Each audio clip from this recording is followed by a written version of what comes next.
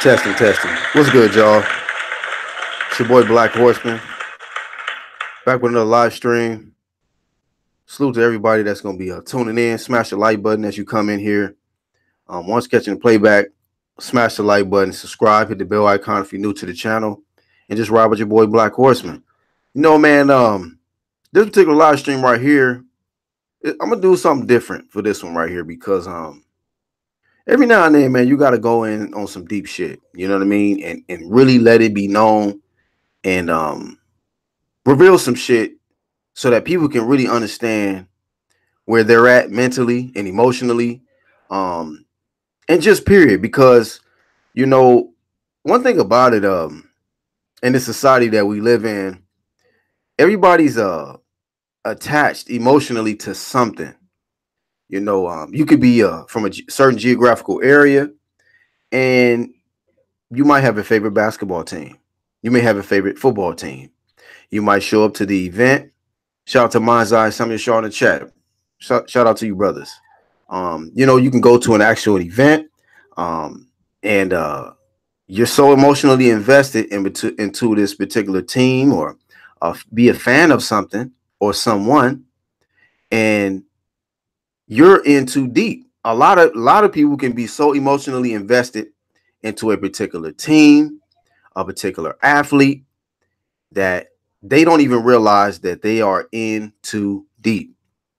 So I'm gonna talk about that, man, because I'm actually saw something that really it shocked me today, man.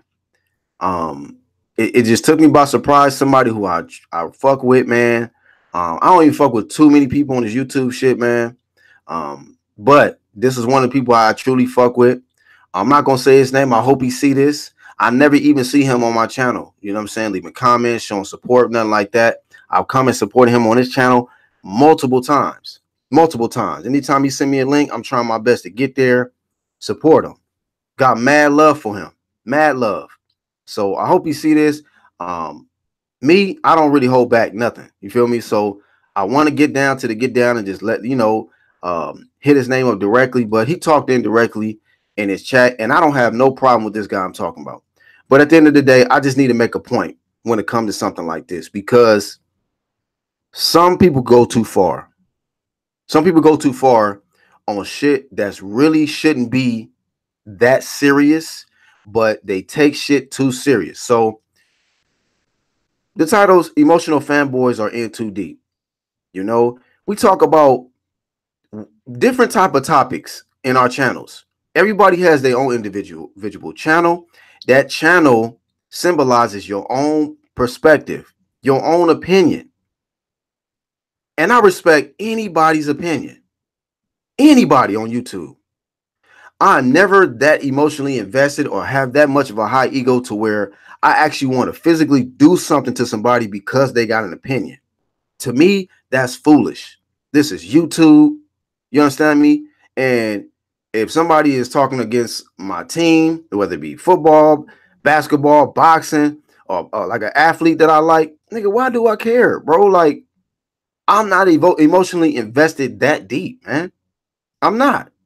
Now we use certain emotions when it comes to certain things that we like. You know, now I get it. It's different if somebody talk about your mama, somebody talking about your kids, they fucking with your family, right? But a lot of these fanboys act like these athletes that they love so much are they real family or something. They willing to fight for them. They willing to get out here and do some work in these streets for a celebrity, man. For an athlete, somebody who's well paid, somebody who has their own voice, their own skill set, their own abilities that they are acknowledged and known for. Hundreds of thousands of people talk about these particular people, whether it be good or bad. But you know what? As long as somebody's talking about them, it's called promotion. It's called promo. And I just got a serious issue with certain people that feel like they got to attack somebody who has their own opinion, their own channel, their own perspective on somebody else who they not even related to, who they feel like This is what I feel about it. Here's my facts. This is what I uncovered. This is my research. Woo, woo, woo, woo. You see what I'm saying? And I'm the type person, like, if somebody is talking about something that I disagree with, I don't resonate with them, I don't fuck with their content, their channel, nigga, I'm not paying attention, bro. Why watch it? Why would I feed into the energy of some shit I don't even fuck with? That's the difference between me and I guess a lot of people, man. You got certain people, man, they act like they don't fuck with somebody or whatever, like they don't like a person, but they'll be steady watching everything they do, everything they say, every video they upload. You are a fan of that person. Really? If you got to watch that person that much, somebody that you quote unquote say you dislike, somebody that you hate, that is like, you might as well just be cool with them if you watching them that much. But this is what I noticed, man. It's fanboys out here. They are in too deep. In too deep, man. Hell yeah, Jalik, right? He says, if you don't like my favorite fighter, you are a hater. That is just crazy to me, man. Niggas like who they like. Niggas have their own opinions. Niggas have their own channels. They can say what the fuck they want to say.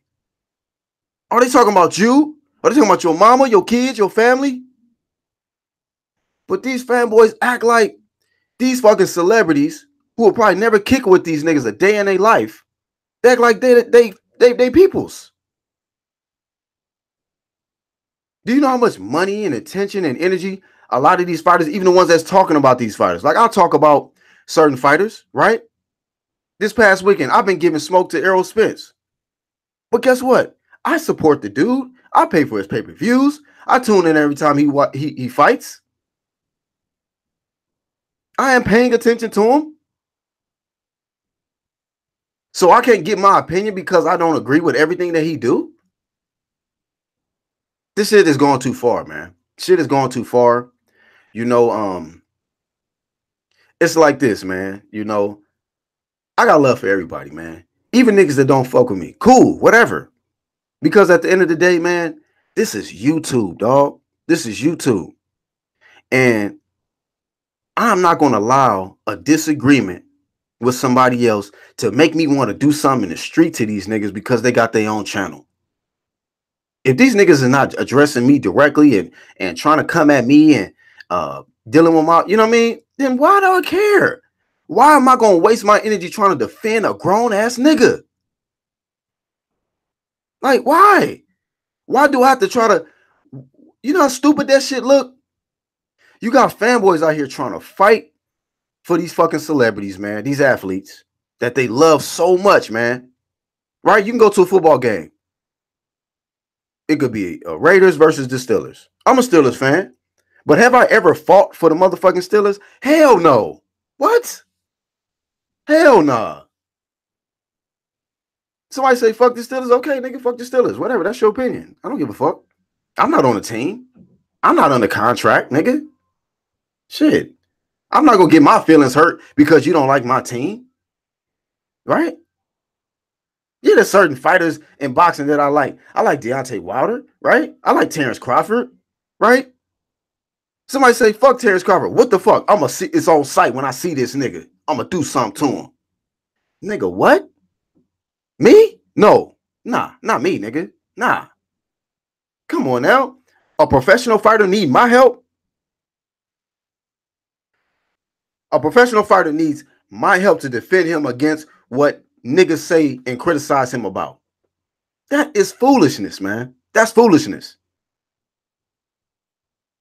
It's the strangest shit to me, bro. It's the strangest shit to me, you know? And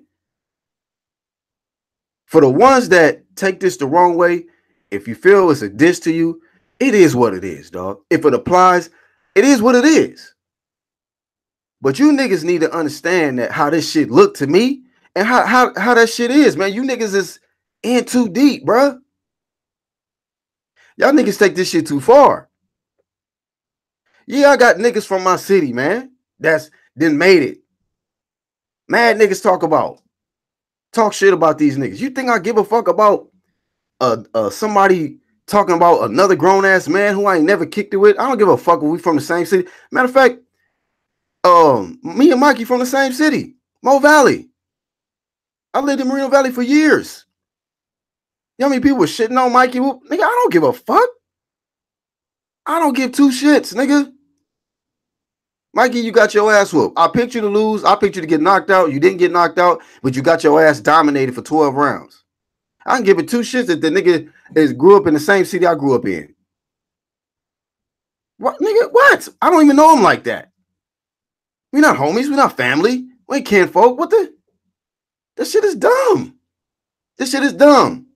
But this is how you know if you are an emotional fanboy. If somebody is talking about your favorite fighter, your favorite team, or whatever the case, and you feel like you want to aggressively do something physically to somebody, man, you are in too deep, fam. You in too deep.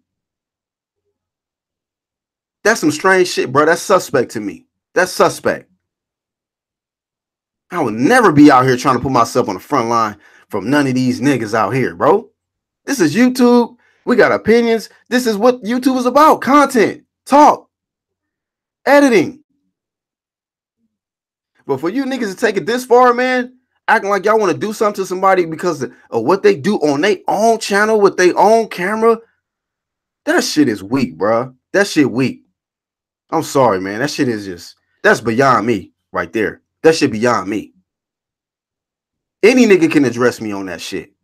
Because at the end of the day, bro, I can meet any of these niggas that say whatever they say on YouTube. I ain't got no problem with them. Nigga, this YouTube. This is not about us agreeing on everything. That's on some other shit. Niggas so emotionally invested in another fucking man that they willing to fight for him. Somebody who already know how to defend their damn self. To where if these niggas seen their channels, right? If a particular fighter see, I mean, these fighters be watching these YouTube shits. Right? They do. So at the end of the day, if they actually wanted to walk up on these niggas, they'll do it. Didn't we see Andre Ward walk up on Barbershop Conversations? That's what you do. It wasn't like Andre Ward punched him out or did some dumb shit like that. He just addressed him on what he was saying. He said he was an opportunist, blah, blah, blah. Barbershop had said whatever he said back, and that was that. Of course, he went back on, continued dissing the nigga, putting him in the title, saying all in other videos and whatever. But that's just who he is. So these are grown men. These are grown fucking men. They don't need no help from no YouTube or no fanboy niggas. Because they not worried about it. Fanboys is more concerned about what niggas is saying about these fighters than the fighter is. Fighter can give two shits. He's like, nigga, I'm rich, bitch. I'm rich. Give a fuck about nigga talking about me. Thank you for the promo. Like, I don't give a fuck if somebody talking about me on their YouTube channel. You promoting me. You promoting me. And niggas gonna look at you like, well, damn, why you talking about him for? Right? But in this particular live stream, I'm addressing something, man, because niggas need to wake the fuck up. They need to wake the fuck up. And then I wanna actually read this, man, because for some reason, man, this came up, man. And a lot of people is influenced by this word called cult. Cult. So what I did was I looked up the definition, right? Because a lot of people fall victim to this, man. A lot of people fall victim to this. I'm not part of no damn cult. I'm not no leader of no cult. Yeah, I created a community called Underground Community, but we family. We family. I don't rule over none of them. They don't rule over me. We all peoples. We learn and grow from each other. Y'all niggas know what it is. Niggas that's part of Underground Community, y'all know what it is. You know what I'm saying? But cult, it says a system of religious veneration and devotion directed toward a particular figure or object. Second definition, a relatively small group of people having religious beliefs or practices regarded by others as strange or sinister. Another breakdown of it says a misplaced or excessive admiration for a particular person or thing. Let me read that one more time. A misplaced or excessive admiration for a particular person or thing. I hope y'all niggas got that. I hope y'all got that. Because it's a lot of cults out here, whether you realize it or not. And a lot of you niggas is definitely into that deep into these cult shits. Y'all admire a particular person or thing a little too much. A little too much. To the point where you're ready to do something violent for that particular person or thing. You are a part of a cult. Anytime you feel like you got to physically act upon or defend the likes of a person or thing, you are part of a cult. This is cult shit. I don't do no cult shit over here, dog. I don't do it. I'm not no cult leader. I'm not no cult member. None of that. None of that. I rocks with the underground community. We all learn from each other. We grow and we family. We understand this shit on a deeper level. Yeah, I got this boxing channel, but that's why I had to separate my boxing content from my other content because, man, look, it's deeper than just fucking boxing talk and sports talk with me. You understand me? But yes, there's certain things that I do like, but nigga, I am not that emotionally invested to where I'm trying to get out here and attack people over their damn opinions on their own damn channel when they're using their own phone and their own camera and so on and so forth.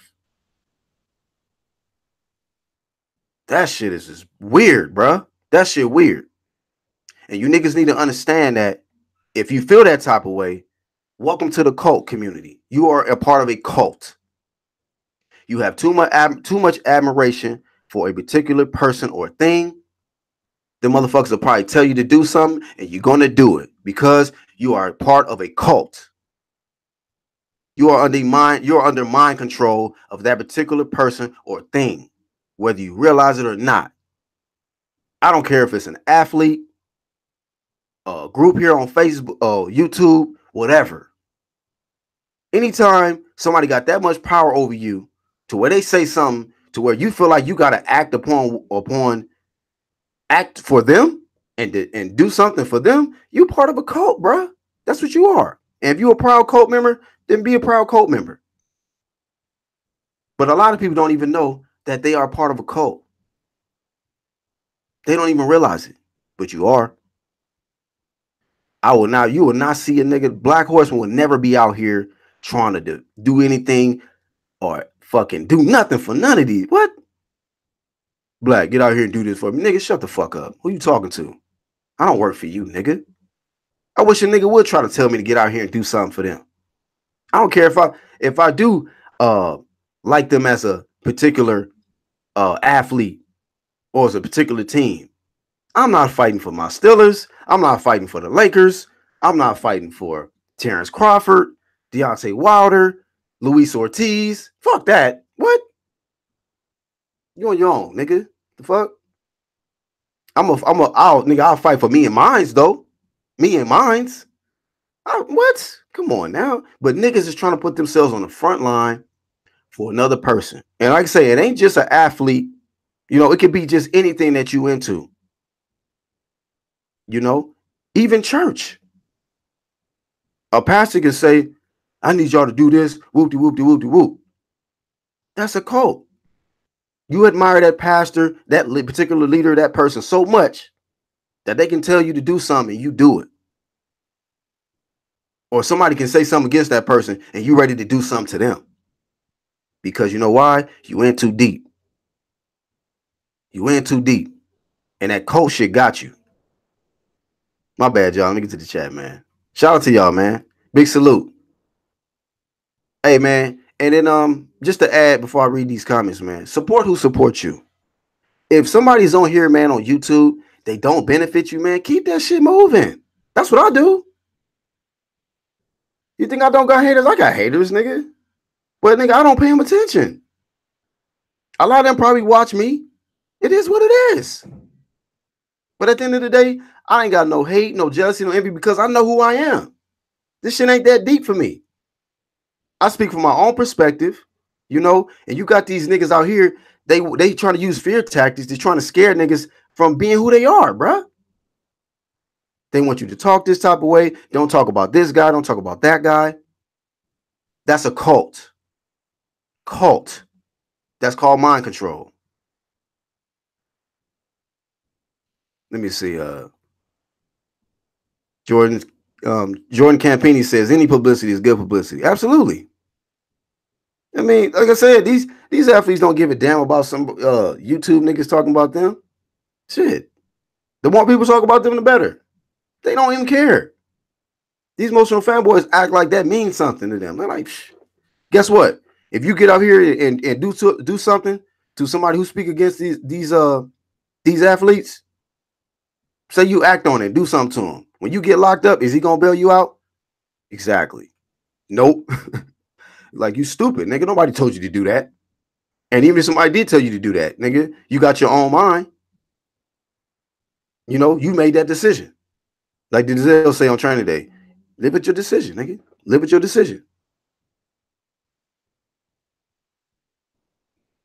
Akuma's Deception says most of these fanboys don't even pay for pay-per-view. That's true, man. A lot of them don't even pay for pay-per-view. Some do, because they super emotionally invested, and that's cool. Support who you support. But niggas go too far. They're a part of this cult shit, and they're in too deep. Mind's Eye says the world don't need no more busters. You ladies better stop birthing these fanboys. He said these ladies giving birth to these fanboys, man. Yeah, they all out here, man. That shit is crazy, man. A bunch of man protectors. A bunch of grown man protectors, man. I've never seen it, man. This is a crazy era, man. It's crazy, bro. These niggas, I don't know if they beat off of, I don't know what it is, man, but these dudes really actually get off to speaking up. I guess they're hoping that some of their favorite athletes, you know, will actually see that, oh yeah. Oh, thank you, man, for defending me. Thank you for taking up for me. Thank you for killing somebody for me. Thank you for beating somebody up for me. I appreciate that. Nigga, what? I ain't thinking about your ass. You in too deep. You a fanboy. You emotional fanboy, and you need to be checked. Check yourself before you wreck yourself, because you niggas have gone too far with this shit. Because at the end of the day, these are all grown men. You know what I'm saying? You know, this is a boxing channel, so we talk about many boxers. I done gave smoke to Keith Thurman, Errol Spence, Sean Porter, Deontay Wilder, all of these guys, man. All of these guys. But at the end of the day, it's just my opinion. It's my perspective. You feel me? So, for somebody else who is not even related to them or like who is just an emotional fanboy, I'm looking at you like, what is, huh? What is your obsession? Why are you so obsessed with these people, man? You know what I'm saying? Like I told y'all, man, I guess I'm just cut differently because, hey, look, niggas can talk shit about whoever they want to talk about when it comes to these celebrity, entertainer, athletes, whatever, these boxers. I can give two shits, nigga, because I'm just going to give my own perspective, nigga. You know, I can always go to my channel, voice my own opinion, and whoever hears it and resonates with it, cool. Whoever don't, hit the thumbs down, keep that shit moving. It's all good. I don't care. But niggas have gone too far, man. Niggas is trying to see these niggas in the streets because of something they might say about their favorite fighter. It's very suspect to me, bro. Very suspect. I don't have no man crushes on nigga. I'm heterosexual. You know, I got a beautiful queen, and I am not interested in defending my queen and defending a motherfucking grown ass professional fighter, nigga. How awkward is that? Akuma's Deception. That's disrespectful. That nigga said the saddest thing is that some of these fanboys could be Errol's father. I don't know. You know what I'm saying? Hey, I don't even know Errol's father like that. At the end of the day, like I can see if you, you know, if you getting, you attacking him personally, like his family, his father, and all this stuff. But you know, if you keeping it on boxing level, you know, niggas say, and the shit that these fanboys are getting emotional over, from what I've noticed, is shit that is really the truth, though. The truth. These niggas hate the truth. They like, oh man, hell no, we gotta do something. These niggas out here telling the truth. Amazing, bro. Amazing. These niggas are trying to fight to protect the lie. Somebody might say, you know what? You know, I don't feel this fighter is pound for pound number 5 or pound for pound number 1, right? Like I said the other day, I don't think Errol Spence is number 1 pound for pound. I don't give a fuck what the nigga say about beating Mikey makes him number 1. Wrong. Nope. My opinion is no, he's not. You feel me? So niggas are getting their feelings because I say that. When really it's just facts, nigga. I give my reasoning behind why I feel that way. Why that is the truth, nigga. Whereas I can name 5 more people who have done and accomplished far more than that nigga. I can find plenty of niggas that have topped 1 belt, 3 defenses. I can find plenty of them. In the history of pound for pound fighters, that nigga's on the very lower end of it. Trust me. Many niggas have surpassed 1 belt and 3 defenses, nigga. It's not debatable, man. That's why niggas could never win a debate with me with Errol Spence. Ever. Ever. They make a fool out of themselves every time they try. You know? And when I debate these niggas, I'm cool with them at the end of that, bro. Because it's just dialogue, it's just content. I'll come on their platform, I'm helping them with their channel. A lot of these niggas I donate to. Because if you fuck with me, I fucks with you. Nigga, real niggas know me. The ones that really fuck with me know what black is all about. You feel me? Yeah, I might get into you. We might have a little heated exchange, but I'm a real nigga though. I'm real. I'll support you, bruh. You know, anytime you want me to come back on your channel to help you, to support you, man, I'm that nigga for that. Because I'm really a good dude. But one thing that I'm not is a new fool. I'm not foolish enough to get out here and try to be defending these grown ass men who are professional fighters for some, I don't know what these niggas do that shit for. I guess for some maybe because when they see them they want to tell them like, hey, yo, Errol, you know what I'm saying? I put hands on a nigga for you. Errol gonna be looking at the nigga like, probably, what'd you do that for, nigga? I don't need you to do that, nigga. I put hands on any nigga I want to, bro.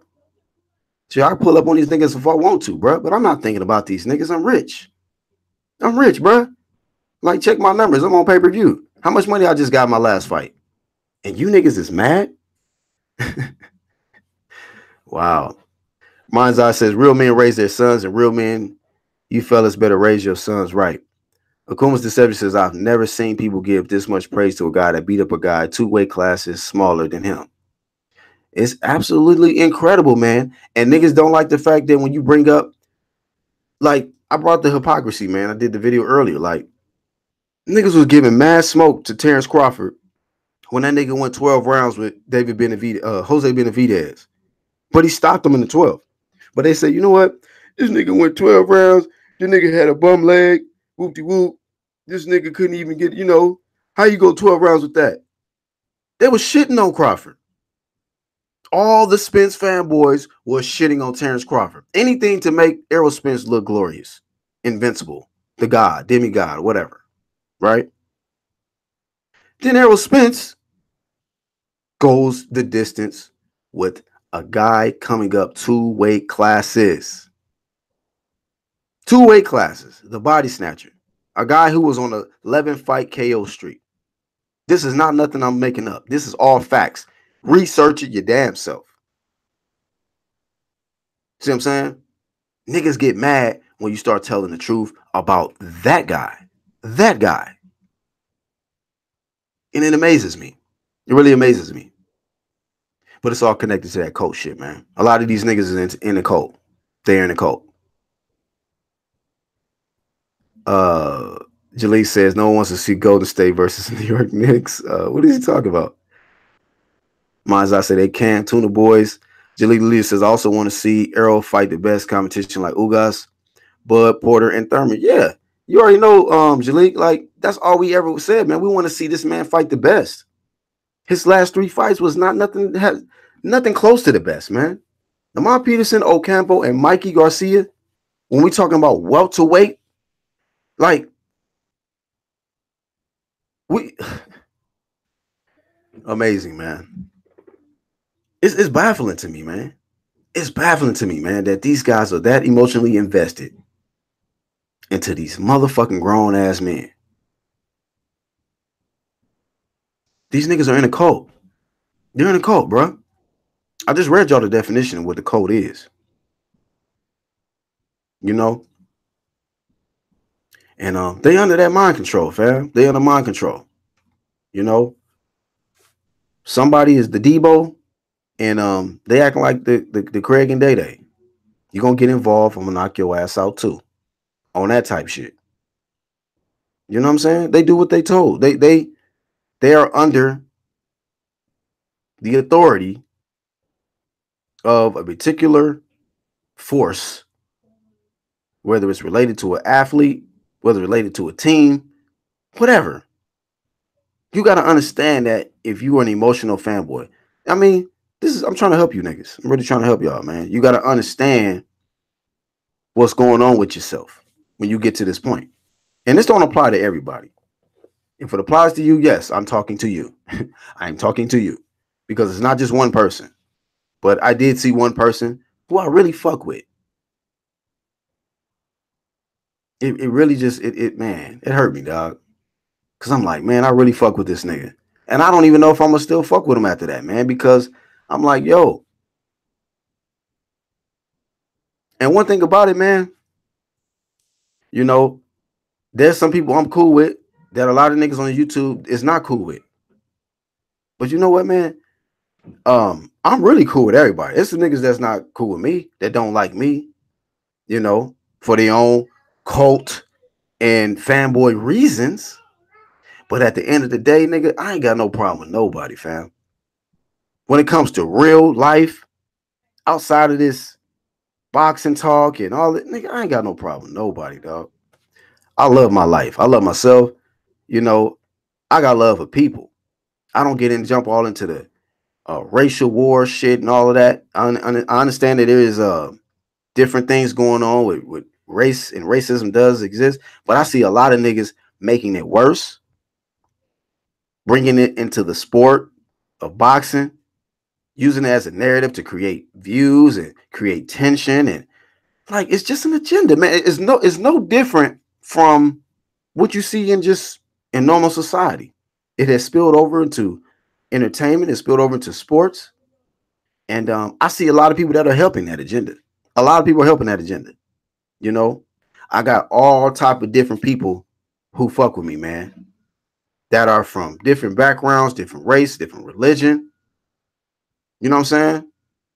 Like people that rock with me, they know, like, bruh, I'm a people person. I'm a people person. Just because I talk about somebody does not mean I don't got love for them, man. Because if I had it, I'd give it. That's the type of person I am. Because I want to see everybody make it. One thing about black, I ain't no hating ass nigga. I see a lot of hating ass niggas, a lot of jealous ass niggas, and a lot of emotionally invested ass fanboys that are part of this cult shit. Some realize it, some don't. But you niggas need to check yourself on that, man. You know, because if you already trying to show that your allegiance to whatever it is, cult shit and whatever that you into, hey, look, man, they gonna up the ante on that shit. And at the when the shit hit the fan, you're gonna be left by yourself to deal with the consequences. Don't allow niggas to bait you into this shit this deep, man, where you feel like you gotta fucking, you know what I'm saying, approach somebody over some goddamn YouTube shit. You know what I mean? If ain't nobody getting into you personally, bro, man, fuck the dumb shit. Fuck these football teams, these basketball teams, these fucking boxers. You should not be that emotionally invested to where you trying to get out here and do some street shit to somebody over another fucking man. Grown ass man. A grown ass fighter at that. You think Mike Tyson needed fucking help from niggas talking shit about him? That shit is stupid. This shit is stupid. You know? And that's my thing. I'm gonna disassociate myself from anybody that got that kind of mentality, man. Because at the end of the day, you know, I got love for everybody. When niggas want to act like it's about creating violence over some fucking talk and perspective and opinions on your own channel, this is why we got. That's the beauty of this YouTube shit. Everybody got their own platform, man. You don't have to agree. You don't even have to watch their shit. So the mere fact that you spent time to watch their shit to get yourself mad to make you think you want to do something to them, that's your fault. That's stupid. You act like you don't like a nigga, then you go and watch some shit to get you mad. Man, I knew I didn't like this nigga. Oh, I can't wait till I see the nigga. That's stupid. Don't even give your energy. Don't entertain shit that you don't fuck with. Support who support you. I only watch videos of the niggas that fuck with me. If I know a nigga genuinely don't fuck with me, I don't care what they talking about. I don't care. I'm not gonna waste my energy. That's what I had to realize, man. I had to change up because it gets to a point where like it starts to drain you, starts to dominate you. And I get into energy. A lot of people don't understand energy like that. So every now and then, this is my boxing channel. I do this deep shit more on my Black Horse promotion. But every now and then, man, you gotta jab niggas with that real shit, bro. That real shit. And niggas got to understand where they at with it, mentally and emotionally, where they at. And they got to realize if they in too deep, like the movie In Too Deep. That nigga had to like step back, like, yo, wait a minute, bro. Yo, I'm undercover. This ain't even really, you know what I mean? This is YouTube. This is YouTube.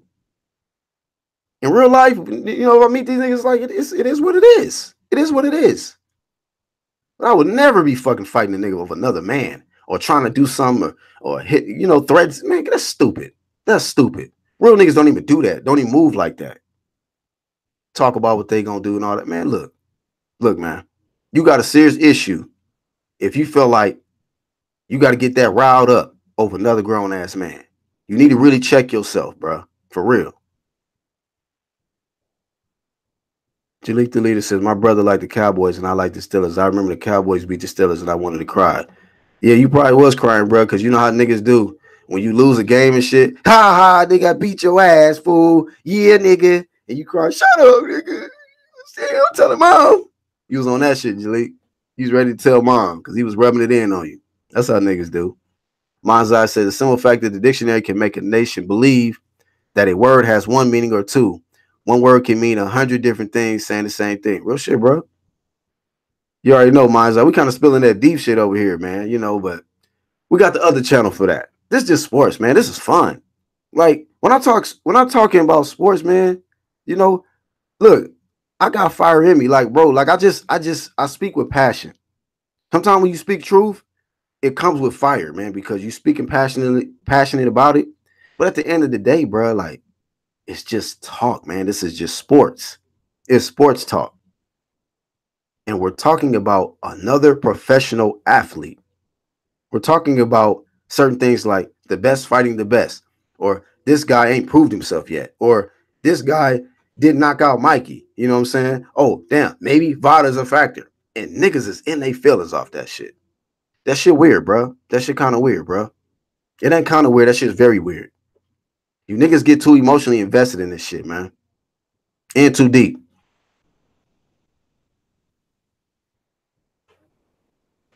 Hey, Jalik the Leader says, AJ fanboys be coming at me because I think Wilder the best heavyweight. I mean, yeah. We see it all the time. So that's what I say. It's speaking general. Like I said, I can see something that can inspire me to just be like, yo, I need to address this globally, nigga. Okay? Because people got to understand, man, this ain't just boxing because we talk boxing over here, but in anything that you into, man. I mean, I've heard about Nicki Minaj, she got the Barbs, Barty gang, whatever. You got the Beehive from Beyonce.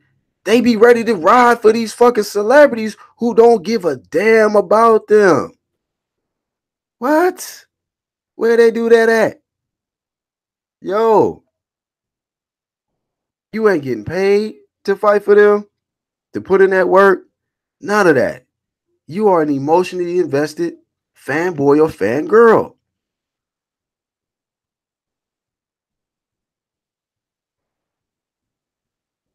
Aquarius Love, what's going on? Says they going at Sugar Ray Leonard now like they did Mike Tyson. I mean, crazy, man. At the end of the day, man, look, don't no nigga influence me and check me on who I fucks with. I fucks with a lot of people. Not a whole lot of people, but the people I fucks with is the people I fucks with. You know, you might not like a person, but I might like that person. So it is what it is. If that means that you stop fucking with me, then you stop fucking with me, nigga. Like, I don't care about that, bro. I'm real. I'm real. So at the end of the day, you know, that don't mean that I'm gonna change up and be fake because you don't want me fucking with somebody. Like I can't stand when niggas do shit like that. You know what I mean? Your perspective and you not getting along with somebody that ain't got shit to do with me. And niggas will get mad at you and shit. Oh, I don't like you over there on that nigga channel. You like that nigga. Man, shut up. Nigga, I do me. I do me. You know what I'm saying? Niggas gonna get out of their damn fucking feelings with this shit, man. Too invested. They are too emotionally invested in another grown ass fucking man. Rich niggas, though. Rich niggas. We ain't talking about niggas broke in the slumps. These niggas good. It ain't not one word that somebody can say on YouTube that's gonna make them stop enjoying their motherfucking life. If that's the case, they weak. They weaker than you niggas that's trying to defend their ass. Charles D says, I would gladly whoop ass if I'm disrespected. Beat on a few AJ Man fans at the Barclay for the disrespect shit they were talking. Why, Charles? That's stupid. You fought some AJ fans? Who, for Wilder? Yeah, man. Look, to each his own. To each his own. Never, nigga. Never. Now I can see if a nigga just approach you and on some other shit and want to put their hands on you, but nigga, hell no. What? You love that nigga that much, bro? Oh, he says, I would, yeah, but you said you would gladly whoop, nigga. Fuck that. Fuck that. No, not me. Just being real with you, bro. Not me, nigga. I am not that emotionally invested where if a nigga saying, hey, AJ, hey, go get that nigga. Let's jump him. What? Watch out, man. Support who you support. You know, if a niggas come to this channel, they support AJ, hey, niggas support AJ. You got niggas on YouTube block other niggas because they don't support the same fighters they support. Like, that's stupid. That's stupid. As long as they not disrespecting me and saying, oh, fuck you, nigga, you woo woo, you fake ass, hater ass nigga, like, you know, keep it at a respectable level. But these niggas just like AJ, why the fuck am I gonna be mad at them for? Like, you go hard for Wilder just like they go hard for AJ. That's how I see it. Jalise says at the end of the day, this is just sports. It's fun shit talking. Yeah. These niggas is in too deep. Mazan said this shit bigger, it's gonna be some things a lot won't be able to stomach. Charles says, Jalike, you're not lying. We can argue about shit, and next thing you know, it turns left.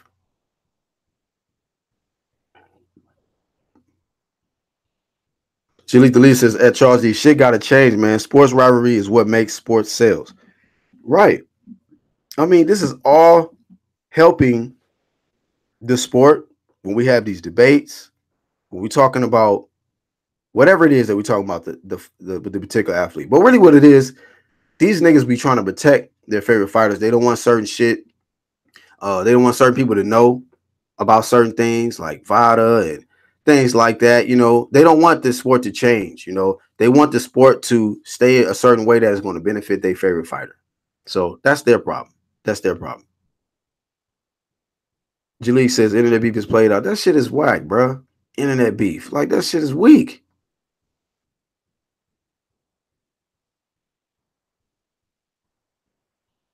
Charles D says, Angelique, we can talk cash shit and be cool, but don't challenge a dude because he doesn't agree with you. Right. Like, You know, it's at the end of the day, I done had so many different debates, man. So many debates with people, and I'm cool with these niggas, man. I'm cool with them. And if they say one day, look, man, fuck black, I'm not fucking black no more. I'm cool with that too. I'm content, nigga. I know who I am. Like, I'm not tripping, bro. Still got love for them. Cause at the end of the day, I don't mean no harm to them personally. A lot of these niggas take this shit personal. When you talking about, when you giving your own perspective based on what you see, what you like, whatever the case, they turn it into, oh, it's you against me. Like, nigga, I'm not even addressing you. I'm addressing this nigga right here. This nigga, not you. This nigga. You defending the nigga though. That's what you doing. Do you not understand? You not understand that? They don't understand that. They in a cult.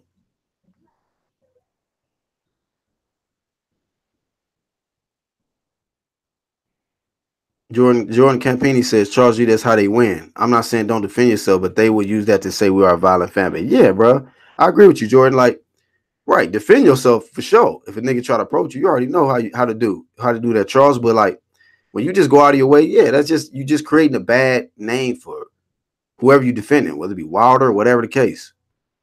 Mind's Eye says being materialistic is a cult. You're right. That's what it said. That's part of it.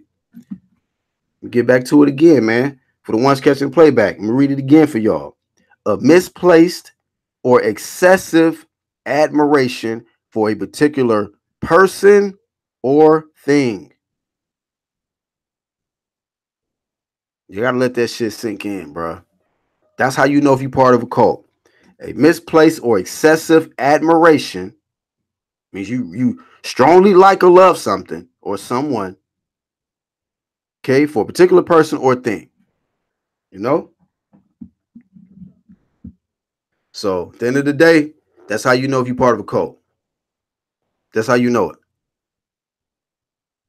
Mosquito says exactly. They say nothing when the facts are on the table about all other fighters until their fighter is up next for that work. Now all of a sudden they want to unsubscribe. Lames. Mosquito, you already know what it is, bro. That's how it is. And that's why I be addressing that shit like, bro, you niggas is not consistent, bro. Because I can, like I said, I gave that example when Crawford went 12 with Benavidez. I just sat back like, one thing about me, bro, Black, I'm observant. I'm observant.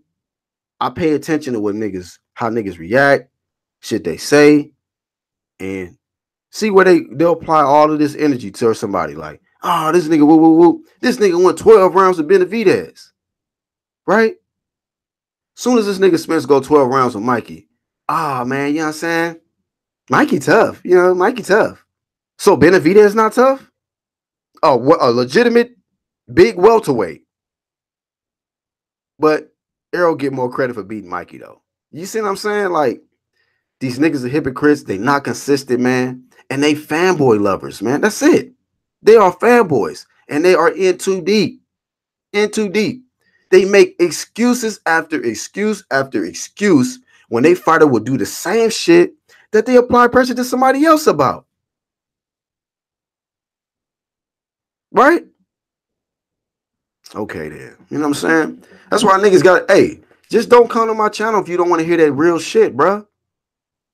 You know what I mean? That's why majority of niggas that used to fuck with me don't fuck with me, man, because they connected to somebody who don't want to deal with that real shit 100% of the time. I'm going to tell it like it is. Right, Angel? That's my nigga, man. Shout out to Aquarius Love. What's going on? Yeah. I'm going to just be me, you know? I'm not here being fake.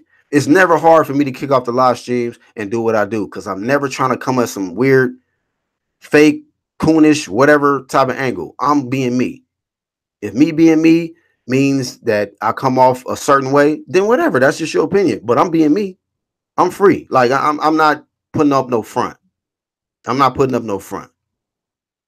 You know what I'm saying? Right, Mind's Eye. Real people are just real. You know what I mean? So as a real person, I'm gonna address certain things that I see, man. I'm gonna speak up on it. Why? Because I got my own voice, my own platform. You know, I'm one of the few people, man. Like, look, I know I got a voice. I know I got a platform. And if I really want to, nigga, oh yeah, I can let it be known and let it be heard from a lot of group of people. But nigga, I'm a type person, bro. I'm really humble. I'm a real humble guy, man. if you really, really knew me, I'm a humble guy. I'm really cool, and I got love for everybody. Everybody. You know what I'm saying? I just call niggas on their shit. I call niggas on their shit, you know, because at the end of the day, man, like niggas gotta be consistent, man. I just never I don't deal with that fake shit, bro. I don't deal with that fake shit. So when I see fake shit like that, I just like, wait a minute here. Do y'all niggas remember when this happened? But then your favorite guy do the same shit, but now it's okay. Oh, I got you. Okay. You are emotional fanboy lover. Okay? That's what you are. Okay? Just own up to it. And at the end of the day, like I stated a little earlier, if you don't fuck with certain channels, if you don't fuck with me, I'm cool, bro. All you got to do is change the channel. But you got so many emotional fanboys, they don't even change the channel on the niggas that they don't like, that they say they don't like. They watch these niggas, right? They'll jump on live stream, talk mad shit about what they said in their videos. I'm like, damn, right. I watched the video too. Damn, you watched the whole shit, didn't you? Damn, you watched the whole video. And I'm like, I'm a thinker, so I'm like, why would you watch the whole video of a nigga you don't even fuck with? Niggas that I know don't fuck with me, nigga, I ain't paying attention to them. Why? So I can hear them say some shit I don't like and get mad and talk about some. No. Shit. This was inspired by a nigga I fuck with. And I was just disappointed, like, whoa, okay. But this spills over into a bigger conversation on a deeper level about these fanboys. And these niggas get offended when you say it. Oh, fanboy, what you keep saying fanboys for? Well, if you weren't a fanboy, you wouldn't even be upset. It wouldn't even apply to you. Why are you so upset by it? You know what I'm saying? So at the end of the day, man, you know, they are, man. I got love for them too, though. But they need to hear it. Some people need to hear shit, man. You need certain people, man, to just speak up and tell it like it is. Instead of niggas that's trying to sugarcoat and got these agendas and these cults, and they just only want to, you know, fucking spill the beans on one particular person, or one particular perspective. Let's just talk about everything. Let's talk about it all. We can come to Black Horseman. Let's talk about it all, fam. You know what I mean? This is a boxing channel, so let's talk about all boxing. Everything going on in boxing. If somebody's a top name, they're gonna get the work.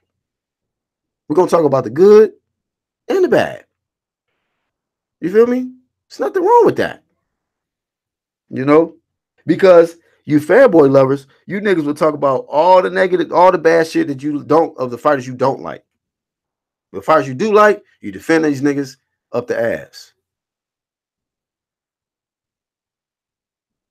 So at the end of the day, man, I just talk about what I see. I speak on what I see, bro. Bias, what's up, bro? You said exactly. LOL, these fans emotionally attached and willing to fight over a boxer. It's weird shit. It's weird shit. Weird shit, bro. You know what I'm saying? That's why I say, bro, it's either you got some weird situations, you got some weird feelings for this particular men, or you are in a cult. You are in a cult. And once again, it's a misplaced or excessive admiration for a particular person or thing. It's an extremely strong admiration that you have. It's excessive, an excessive admiration for a particular person or thing. This is how you know you're in a cult.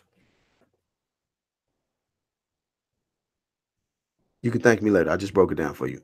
Manzai said it's all punkish behavior. I'm like a punch to the stomach ain't hurt no one. It would get them right. I mean, sometimes people need to be slapped over the head with the truth, man. Jalik the Leader says we need different topics, different opinions, different perspectives. Shout out to all the channels. Yeah, shout out to all the channels. Thank you, Jalik. Shout out to all the channels. You know what I'm saying? I mean, you might go to another channel, right? And you see me in the comments, you be like, damn, Black all over the place. Yeah, nigga. I fucks with people. I'm showing them support. I'm hitting the thumbs up, right? I'm trying to comment, you know. I'm watching the videos because I want to be entertained too. Not just on this damn, you know, pay-per-view where I gotta pay fucking $75, $80, $90. Like tomorrow, Deontay Wilder gonna probably say, hey, everybody, yup, get out there, buy my pay-per-view. But why when I could just go to YouTube and I can see some of my niggas, right? You know what I'm saying? Right here on YouTube, great channels for free. If I gotta watch a couple ads, I don't care, nigga. If I fuck with you, I don't care. Skip, skippy, skip, whoop de whoop. You know, let me hear what my nigga gotta say. My niggas like, damn, bro, you be all over. Yeah, man. I fucks with niggas, and they fuck with me. I got love for them. They got love for me. You feel me? I consider these niggas more family than, and if anything, like if some shit went down, I probably had they back more than a fucking professional entertainer athlete. I don't give a shit, nigga. Come on now, the fuck they need my help for? But niggas I really fuck with, niggas that have shown support, niggas might donate to me, hit the like button, leave a comment. I like, damn, man, you niggas don't have to do that. You don't have to take time out of your day to pay attention. You don't have to give me no money, nothing. But if you can pay attention just to what I'm doing, what I'm saying, my content, like that mean that means a lot. I know how to appreciate. So as a result, I do the best that I can to get back, show the same support and love that somebody gives me. Because a lot of niggas ain't cut like that, man. A lot of these niggas is frauds. They fake. These niggas want to just be the numero uno. They want to start their own cult or whatever, you know. And like I said, the UDC, which is the underground community, this ain't no cult shit over here, nigga. I ain't no leader of nobody. I'm a leader of myself. I'm a leader of my own right. Yeah, you can learn some stuff from Black. I'm here to inspire and inform, you know, and express myself. But other than that, nigga, I'm not your boss. I'm not gonna have you out here. Yeah, do this, nigga. Matter of fact, you need to go over here, you know, take a flight. You need to beat up that nigga because of what that nigga said in this video. Go now, nigga. Do what I told you to do. That's right. That's right, nigga. Yup. I got them niggas in check, man. On everything. On my life, man. I got this shit down pat, nigga. Fuck out of here, nigga. What the hell I look like doing some shit like that? I'm not trying to take over niggas' lives. The fuck? Niggas want their lives taken over, man, by somebody. Somebody who's just this superior force, nigga. They just got to be up under somebody. Nigga, this is a family over here, bro. You know what I mean? Y'all my peoples. We peoples. You know what I'm saying? Ain't no one nigga over a whole group of nigga. No. The fuck? My niggas know. I done had so many people on my platform because like I fucks with any and everybody, man. If you fuck with me, I fucks with you. I tell niggas all the time, hey, shit. Like on my other channel, hey, download Google Hangouts, cause we love to have you on the platform. Give your own perspective, chop it up with your boy Black, my co-host Jalik the Leader, and we get to the end. I ain't got no fucking ego problem. I ain't no hater. I ain't jealous. I done help niggas. Niggas done help me. I'm about that. That's what I'm about. I am not about telling niggas what they need to go do for me. Nigga, get your ass up, put in this work for me, nigga. Them some fuck niggas right there. Them is fuck niggas, bro. And you some fuck niggas that fucking taking orders from a nigga who just trying to run your life, nigga. The fuck? Why y'all gotta bring up the Cowboys and Steelers though, man? My Steelers is weak, fam. We lost Brown. We lost Le'Veon Bell. My Lakers is garbage. LeBron go back to Cleveland. No, let me stop. But I don't give a, you know what I mean? I don't care. You know what I'm saying? Of course, when you got a certain amount of emotion invested in certain things, but you got to know when you in too deep. I'm not gonna be out here trying to take somebody's life over a sport, nigga. I'm not gonna be out here trying to put hands on somebody over a fucking sport, nigga. I'm not gonna try to put my hands on somebody over some YouTube shit, bruh.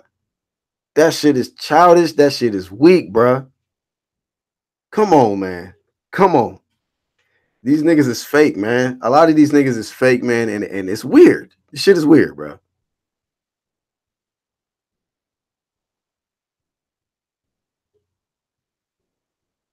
What's up, old shit? What's going on, dog?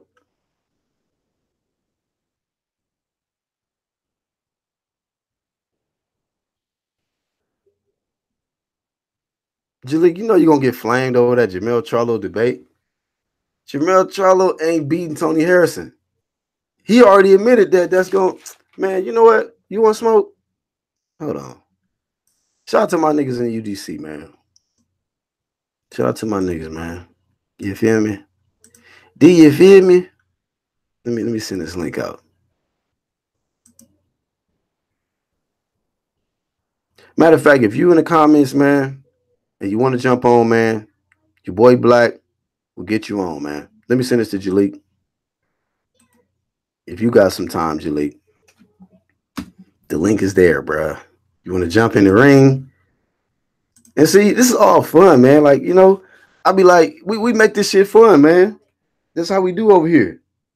You know what I'm saying? When I say, look, nigga, what? On everything, bro. We could jump in the ring. And you hear that shit? I'm about that. I'm talking about fun, though. I'm talking about have a boxing debate, nigga. Let's go at it. Y'all know how Black get down, though. I flame niggas, though, on this shit right here. But that don't mean I got beef with somebody, nigga, because we having a debate. Like, that shit is weak, bro. That's weak. I don't understand these niggas, man. I don't understand. Chan Ross says that horse. Remember when me and you got into it over Jason Velez? LL, we got over it quick. I got respect for you, horseman. I don't even remember. Who was that? Jason Velez. See what I'm saying? Like, I've been fucking with you so long, champ, that I don't even remember that. Who is that guy? Jason Velez. Whatever it was. And even the ones that I've gotten into it with, man, like, I mean, I've gotten over it, man. Like, I don't even hold grudges. None of that, bro. You know what I'm saying? I moved past it. Now, I don't fuck with niggas that don't fuck with me, but if you fuck with me, nigga, I fucks with you. You know, we can get past the past and all of that and just get it in.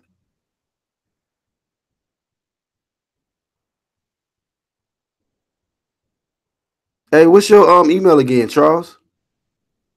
Let's get my nigga on. My nigga Charles. Charles been on my platform a couple times. He'll let y'all niggas know. Made man. It's my brother right there, man. He know. Shit. You know what I'm saying? I always try to support the ones that support me. You know, you fuck with me, I fuck with you. You know? But this old goddamn fanboy, like, niggas so emotionally invested into a goddamn grown-ass man athlete that they gotta feel like they gotta get out here and do something street for these niggas. That shit's weird, bro. That shit weird. All right, Charles D. Anybody else want to jump on? I got time, cuz.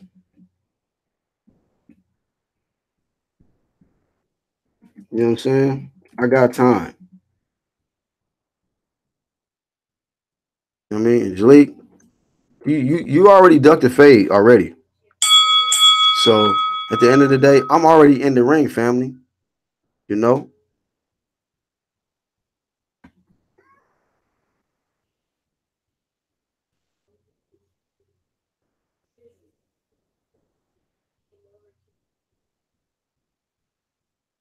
Trav, we're gonna talk about that on the low, homie. You my nigga, bro. We're gonna talk about that on the low. Talk about what on the low? No, I'm talking. What's up, bro? Ain't shit. Jumped on. About to witness this massacre. If he jump in the ring. Oh, he didn't jump on yet? You see, you know what I'm saying? We got the referee. We got the goddamn red corner, blue corner. He on that what's that nigga that fought Ife Ajagba? Or didn't fight him? Yeah. Oh yeah, he took a beating. The old dude, 40 years old, but his heart was in a good spot. Not him. He should have. Not him. The one that didn't fight, the one that walked out the ring. Oh shit, I didn't see that one. You didn't see that? Nah, he walked out the ring when it started, or he nigga. He got in the ring, right? They did announce them, said, you know, whatever their introduction. And as soon as the bell rung, then nigga he climbed out the ring, bro, and walked out. That nigga looked like Red? No. Yeah, exactly. He said, "You want some of this too?" No. You got up out of there, bro. Curtis Harper, thank you, JD. JD came in and said Curtis Harper. His nigga name was Curtis Harper, bro. He said something about it had something to do with the money. He was only gonna get like 6,000 to get stretched or something like that. There you go. Uh-oh. And I'm on my way to Costa Rica too. Oh, you supposed to leave already? Nah, yeah, because they on some bullshit. They be doing the scams. Like I gotta fly out of Birmingham. I saved like mad money, so that's why I done it. So I gotta catch the shuttle to Birmingham like 1:00. So I gotta catch the MARTA and like by 11 though. So I got some time. Well, I got some time. What's well, before up, D? He done caught that shuttle. Hey, so Jalik, before I flame your ass in this debate, man. So what you going out there for, man? Just to have a good time or what? Yeah, you know, I'll be exploring this shit. Like I like to travel, like you know, just learn new shit. The weather is good, just to rejuvenate. You know how you just start working and you just get in the same little rut, just to, you know, escape a little bit. You gonna come back like Keith Thurman and have a foreign chick, bro? I may have a bad black Costa Rican chick or something. Who knows? Damn, bro. Don't try to be nice now. Don't try to, you know how niggas. Oh well, I'm about to get mean on your ass. So you know how niggas be trying to be your friend because they don't want to fight. This is the mental tactics. He buttering your ass up to start to get in it. No, that's how they do. Hey, Charles, you see how I threw the female in there? So he's thinking about he about to get you about to You about to go get your bad Costa Rican chick, but let's talk about this battle though. So yeah, man. Look, so the fight is official, right? It's in June. Yeah, June, and Charlo gonna basically repeat. He actually It's gonna be a repeat. He might stop him because look, check this out. Like I told you before, the way dude is responding, he act like he made it to the Hall of Fame. He act like he's undisputed. I'm like, dude, you just want a belt. Why are you so excited? So what I think is his training is going to be, he's made it already. I don't think he's going to train up to his potential because he probably underestimating him. Like, whoa, this was easy. That's just my opinion. Yeah, you know what I mean. My opinion, that first fight wasn't easy. Yeah, bro. I mean, the first fight was tough, but I think Jermall Charlo pulled it out, and I think he's gonna definitely repeat it because him and Hurd is a real big fight. Like that's a real big fight, and I'm actually gonna have to probably go to that fight because, like I say, one thing they say about the Charlos, like they good for the sport though. They don't talk no political talk. They want the best. Like I picked Hurd to beat Charlo a long time ago, and he still want to fight. He's seen him how big he is. He still want to fight. So you got to give him props for that. Like I don't. You said Jamel still wanted to fight with Hurd? Yeah, he been wanting to fight. I was surprised. I was like, whoa, you might want to slow up on that, but yeah, because he can't even beat Hurd's leftovers. Huh? Where they having that fight at? They doing it in Detroit, being that he's the champion now, or are they doing it somewhere else? You know, PBC be like they take a long. They wait like 6 weeks before the fight come out before they even say where it's gonna be at. I don't know, man. I want that's a. I don't know. I heard Homeboy fighting in Houston. I don't know if they're gonna be in the same card as brother. Jamal, I know they interviewed Jamal. They interviewed Jamal. He said he fighting in Houston in the summer. Yeah, so I don't know if it's gonna be on the same. I don't know if they can do that. I don't know if Tony Harrison would allow it. Like I got the belt now. Nah, Tony Harrison said they was gonna. Tony Harrison said he wanted to do that shit in Detroit. He the champion. Yeah. Yeah, man. It's It's about he wanted to do it in his hometown. Yeah, it's about sales. And I ain't shitting on Tony Harrison. You know what I mean? I like the fact that he recovered. I like his story. I like what he does for the community. So, you know, a lot of times people.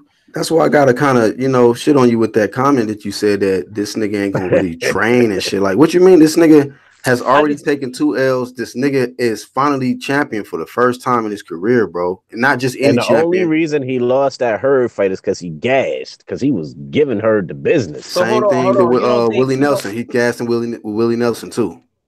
So yeah, that was his problem. But he started and he faded on the Charlo fight too. That's what I'm trying to tell you. Like, because Charlo pressed on him. I thought Charlo actually stole that fight. I wouldn't have been mad at a draw. So it shows you what he already know what he got to work on. Just conditioning. But if he's been fighting this long, Black, you think he gonna change his conditioning? Like, how old is he? Is he old? Hunger. Nah, they all around the same age. Him, Spence, Charlos, they all around the same age. Hurd. Oh well, if he gasses, then that's just gonna be that's a straight. But he just gonna gas. You get what I'm saying? Some people just like that. Just like some people chins is not as good. You know what I mean? And to be honest with you, I think his chin is related to his stamina. You know what I mean? The better your stamina, you can recover from a shot better. But if your stamina weak and you get hit with a shot, it's like, wow, your legs get weaker. So a lot of your chin is based on your stamina. Okay, so you talking about, you know what I'm saying, this nigga's stamina and shit, Tony Harrison. What the fuck Jamel gonna be able to do different? He was well prepared, you know. He didn't gas neither. He stepped on the gas after round 9 and 12. He started pressing. He looked like he can go 15. Derek James. He pressed and lost. Derek James is a good trainer, though, actually. You see what he done to Errol Spence last night. I think he did a good job. He had a good game plan. I give Derek James credit. He threw Mikey a fucking change up for his life. I didn't even expect that shit. Exactly. So that was Charlo was a different fighter. He just need to go to the body a little bit more and just be patient. And then the fact that he's off of social media, that's a good thing. That goes to show that you're maturing. Imagine if he was still on TV. People like, oh, he's quiet. That's good. You don't want to be like doing the same thing you was doing prior to your controversial fight the first time. You want to make changes, right? I mean, that's part of an adjustment. Well, I don't have social media. Is he big on social media like that? Like he's yeah, he got a good little following. You know what I mean? Oh, like I said, I don't be on shit, so I don't know. This nigga model like every day and shit. Whatever he wearing, that's all he do, bro. For real. He was, matter of fact, that nigga addressed me, man, over the weekend, bro. He went for real. He went live during the fight, and that nigga had on an anklet, bro. And I was like, what? You know, he had on an anklet, bro. He was like on IG. Yes, exactly. And he was on IG live, and I said, bro, is that an anklet? And the nigga said he saw the comment. He's like, yeah, Black Horseman, and it costs more than your chain. They gave whoop-de-whoop-de-whoop. And I don't care how much it costs, nigga. You wearing a goddamn anklet. Do you not know that niggas was defending that shit? It was a boxing Facebook group. Niggas was defending that shit like, oh, nigga, that's a new devil. That's a new type of fly, nigga. That's like, what? I was like, yeah. Y'all keep that different shit, bro. Y'all keep that. Keep that hard leg shit to yourself, man. That's what niggas into, bro. Anklets. Jamel was rocking that person shit. Now anklets. What the fuck is going on, boy? Yep. That's how you let the parents and turtlenecks. So Black, how is he gonna beat Charlo? How you boy Harrison, the guy that has stamina issues, gonna be? I understand. The guy with stamina issues beat Jamel, bro. Beat Jamel. Matter of fact, Jamel struggled with all of Hurd's leftovers, my nigga. So that's out. Like this nigga main man said, Hurd finishes Charlo. So yeah, we shouldn't even be talking about that. That nigga. But Trout isn't an easy fight for nobody. That's true, but he did stop him. Hurd did stop him, nigga. Jamel with the distance. See, Hurd is a sneaky motherfucker. Hurd will throw pity pat. He awkward. And then he nice, and then sink something, man. Just boom. He nice. I'm surprised. Like, I mean, his level of competition is kind of nice too. I'm surprised he ain't on people's pound for pound. Because he in one weight class. Who? Yeah, Hurd, but I can see him moving. I mean, a lot of people putting Errol above Hurd and Hurd unified. That's why I don't understand that shit. And he's fought tough competition. This nigga has fought champions in his division, bro. So you want to know what's not gonna be an easy fight? And I saw that shit after he fought the Japanese dude, Munguia, man. That dude is just as big and just as long and got some pop, man. Nah. Hurd different, man. Hurd, listen. You said McGee is gonna be a problem for Hurd? Hurd is Hurd, yeah, man. If he gets, Hurd. But this is why I say that, because Hurd gives away the early rounds. Not that he necessarily gives it away, he starts slow. So if Munguia could pick that shit up on him, like the first 5 rounds, because Munguia already proved he could go 12, and his power seems to carry. That's gonna be, and they just as big, man. He got pop, but bro, he not as experienced as Hurd. Nah, I don't think he's tired and shit. Yeah, that's just my opinion. Good either. Yeah, I feel you. I mean, that's from me seeing from his last fight. He was in a nice little wall, and I was like, ooh. So you think he that'll work with Hurd? Hurd go to the body. Somebody's met him. Somebody said he really like 6'2", and they say they both big as hell. Like that shit might work on Jamel. Jamel, they are both big and long, and both come into the fight weighing about like $170, $180. And that's crazy too, because after he beat after he win Ooh, all 3 police. belts, I think he'll win all 3 belts. That's just my opinion. The Zone could offer him a 1-fight deal for undisputed. And then that'd be crazy right there. And then he move up to 160. But I doubt that happens. He probably just gonna move up to 160. And then we'll see where he goes from there. I think he'll be, let me see that. Usually when you the champion with all 3 belts, they automatically make you the #1 mandatory when you jump up in weight. So that's gonna All be 3 real or all 4? Because Bud had all 4, and they gave him the shot with WBO. Horn right off the cuff. So that should automatically make you the thing. But we mix that with politics, and we mix that with the Zone situation. But I'm sure he'll go over there and fight for whoever have all the belts, which is I think is gonna be my boy Boo Boo. Niggas still sleeping on my boy Boo Boo. Yeah, Boo Boo is sleeping on Boo Boo. That boy, this is the most active we've seen Boo Boo, and he's still fighting Lyft drivers. And he getting better. So that's good though, right? Yeah, that he's active, but come on, man, fight somebody with a name. But Billy Joe fucked that up his damn self, man. Yeah, he did the steroids joint. So Muggs be like, yo, my fighter only fighting once or twice a year, but then when they active, they be like, the level of competition. We know you can't fight killers every fight. Wait, who? Nah, you got your mandatories, you got the killers. Who else is he going? Who else want to? First of all, who else wants to fight him? He like Rigondeaux, left hand. Nobody want to fight him. Yeah, bro. The other Charlo wanted to fight him. Okay, Jamal need to go to the Zone then. Jamal need to be over the Zone. Do y'all agree? The Zone got bread, man. I don't know where they get this. I know where they getting the money from, but I mean, there's got to be something else to it. Why these niggas ain't signing up to that shit? I mean, some are biting and some are not. Yeah, some of these niggas is loyal to.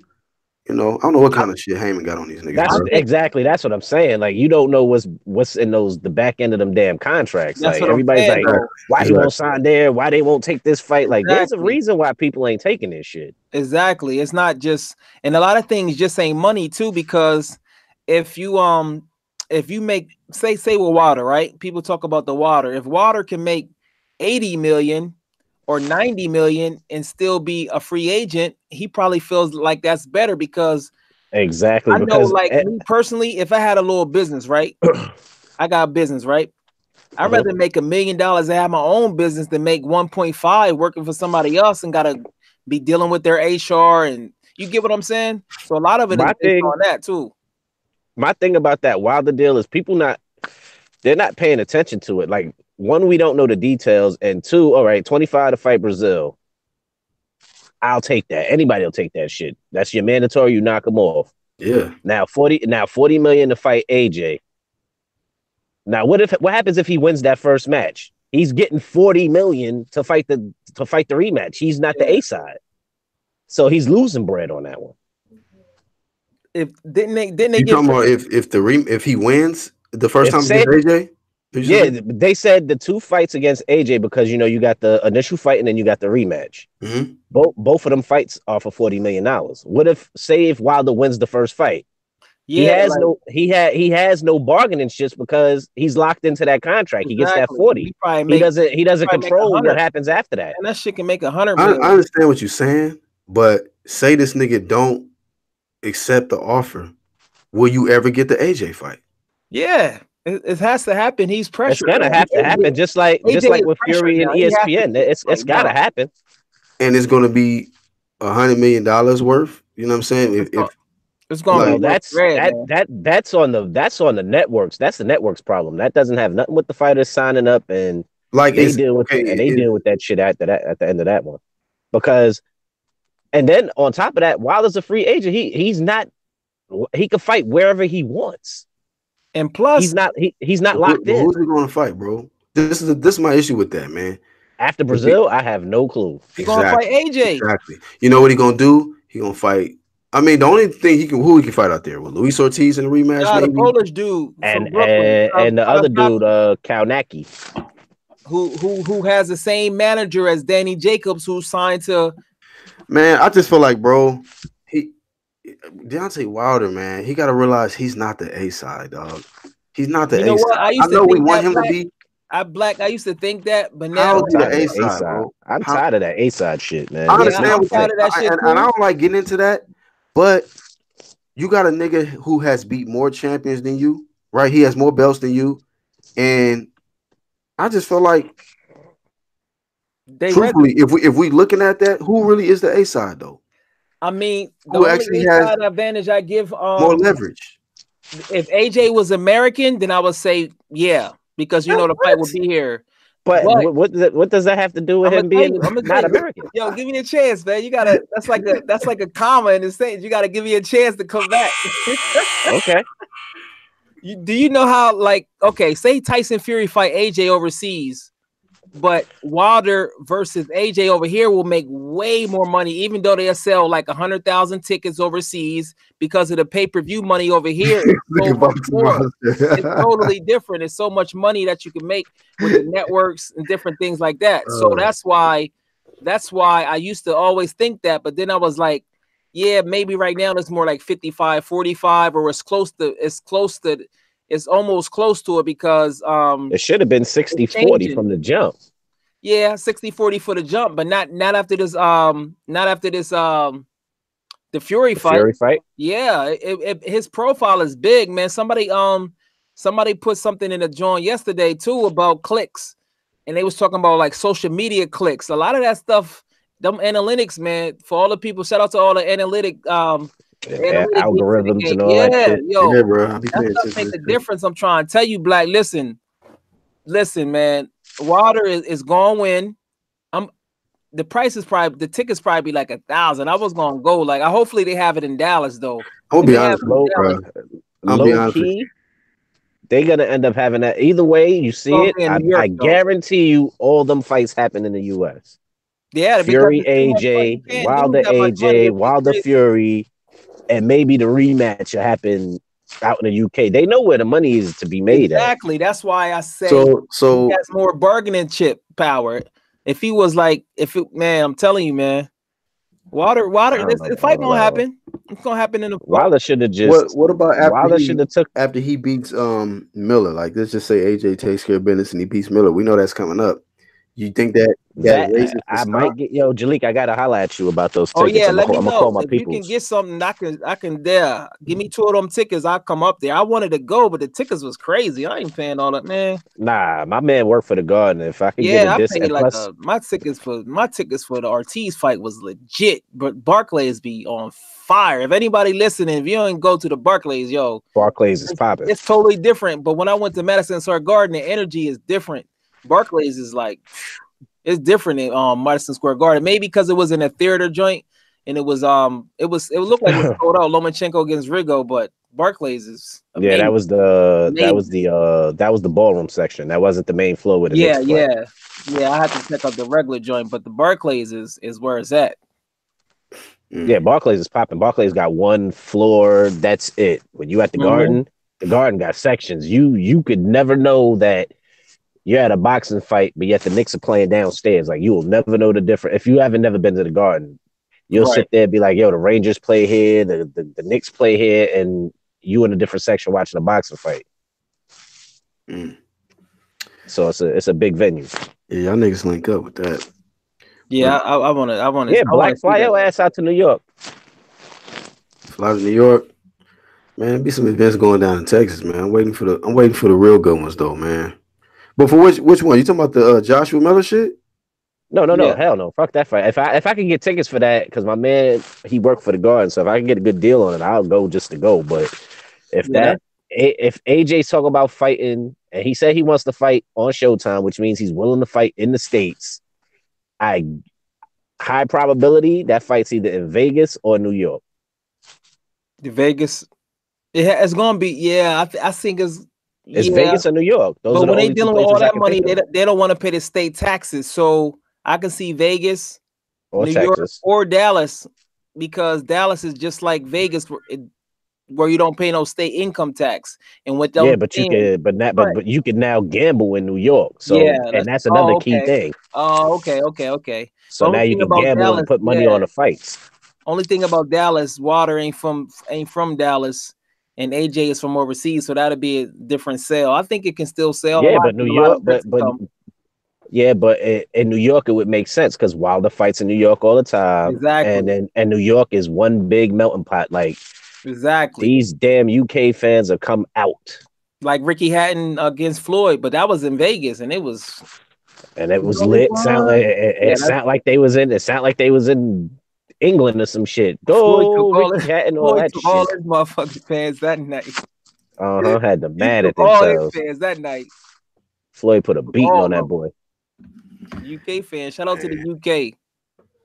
They come out though, man. I like AJ. Actually, I just think he's gonna get stopped. Just like I like Earl. I think he's a great fighter. I just think Bud gonna beat him. That's it. Like that's just my opinion. I don't know about that one. Yeah, that's what we gonna. Yeah, that's gonna be a good ass debate when that fight get made. I know. Charles D, you definitely gonna be back on the platform when that fight get made, bro. I just think for sure. I just think it's going. I can't wait for that to happen. Yeah, it's going. I think it need to happen. It had to. Pacquiao. Yeah, it's too. The hell with Pacquiao.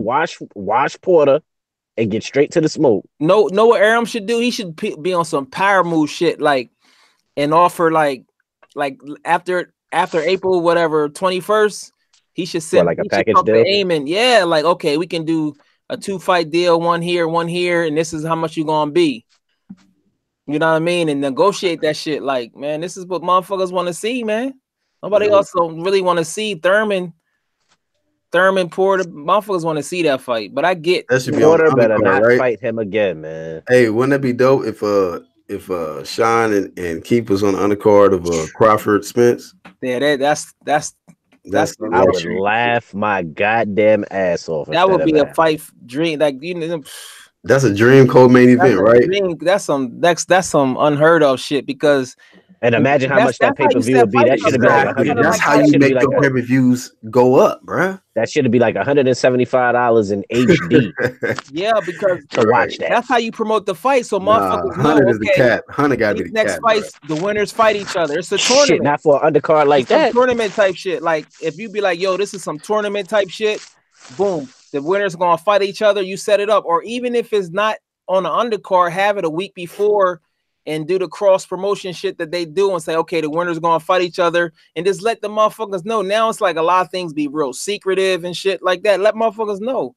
That's an expensive ass fight with them four. Yeah, that's too expensive. That is an expensive ass card. That shit's gonna, and then they're gonna okie doke you like they did with God damn it, what was the fight that I had, boy? The Floyd Mayweather fight.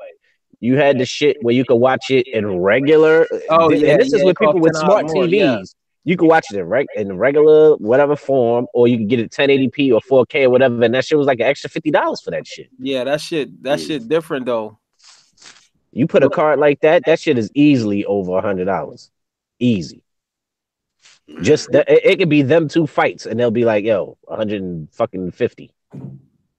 So as far as like that internet beef shit, where people got like beef with niggas, like when you become like a grown man, you don't beef with niggas. Like that's like high school. Nobody beef with people. It's not that serious. Like it's just you're talking. It doesn't even really mean nothing at the end of the day. It's just our opinion on shit. That's all. It's no emotion. It's no emotional attachment to it. And I got my favorite fighters. I ain't gonna front though. When Rigo quit, I was disgusted. Like I stopped. I turned off YouTube for like 6 weeks. I was mad I didn't know Spanish because I wanted to know what that nigga was saying. I was mad as a bitch. That nigga was in his feelings like, it was cold as fuck. I felt like I wasted my money. Well, he gonna be off. Hey Charles, he gonna be off for another 6 weeks when that nigga Jamel get his ass beat again. But he wasn't the only one mad at that fight, nigga. I was mad that I couldn't speak Spanish. I'm like, what the fuck is he saying? Yeah, he was. I was mad as hell. This nigga just got up. Yeah, he just got up in the corner, started shaking his head. I was like, what the fuck is he saying? I know, that's what I'm saying. He basically got outclassed. Like, where the fuck is the interpreter? Like, what the fuck just happened? Yo, he blamed his hand. I was like, yo, because before that time, Rigo was like my favorite fighter. I was like, man, they jerking him. They doing him bad. I was like, wanted them to win. But then I was like, boom. But I wouldn't go over there and like. Hey, Julie, you said you was there? I was there, Black. Did you know Angel was there too? Who? Angel. Oh, Angel was there? Yeah, he said he was in the place when Rigo quit.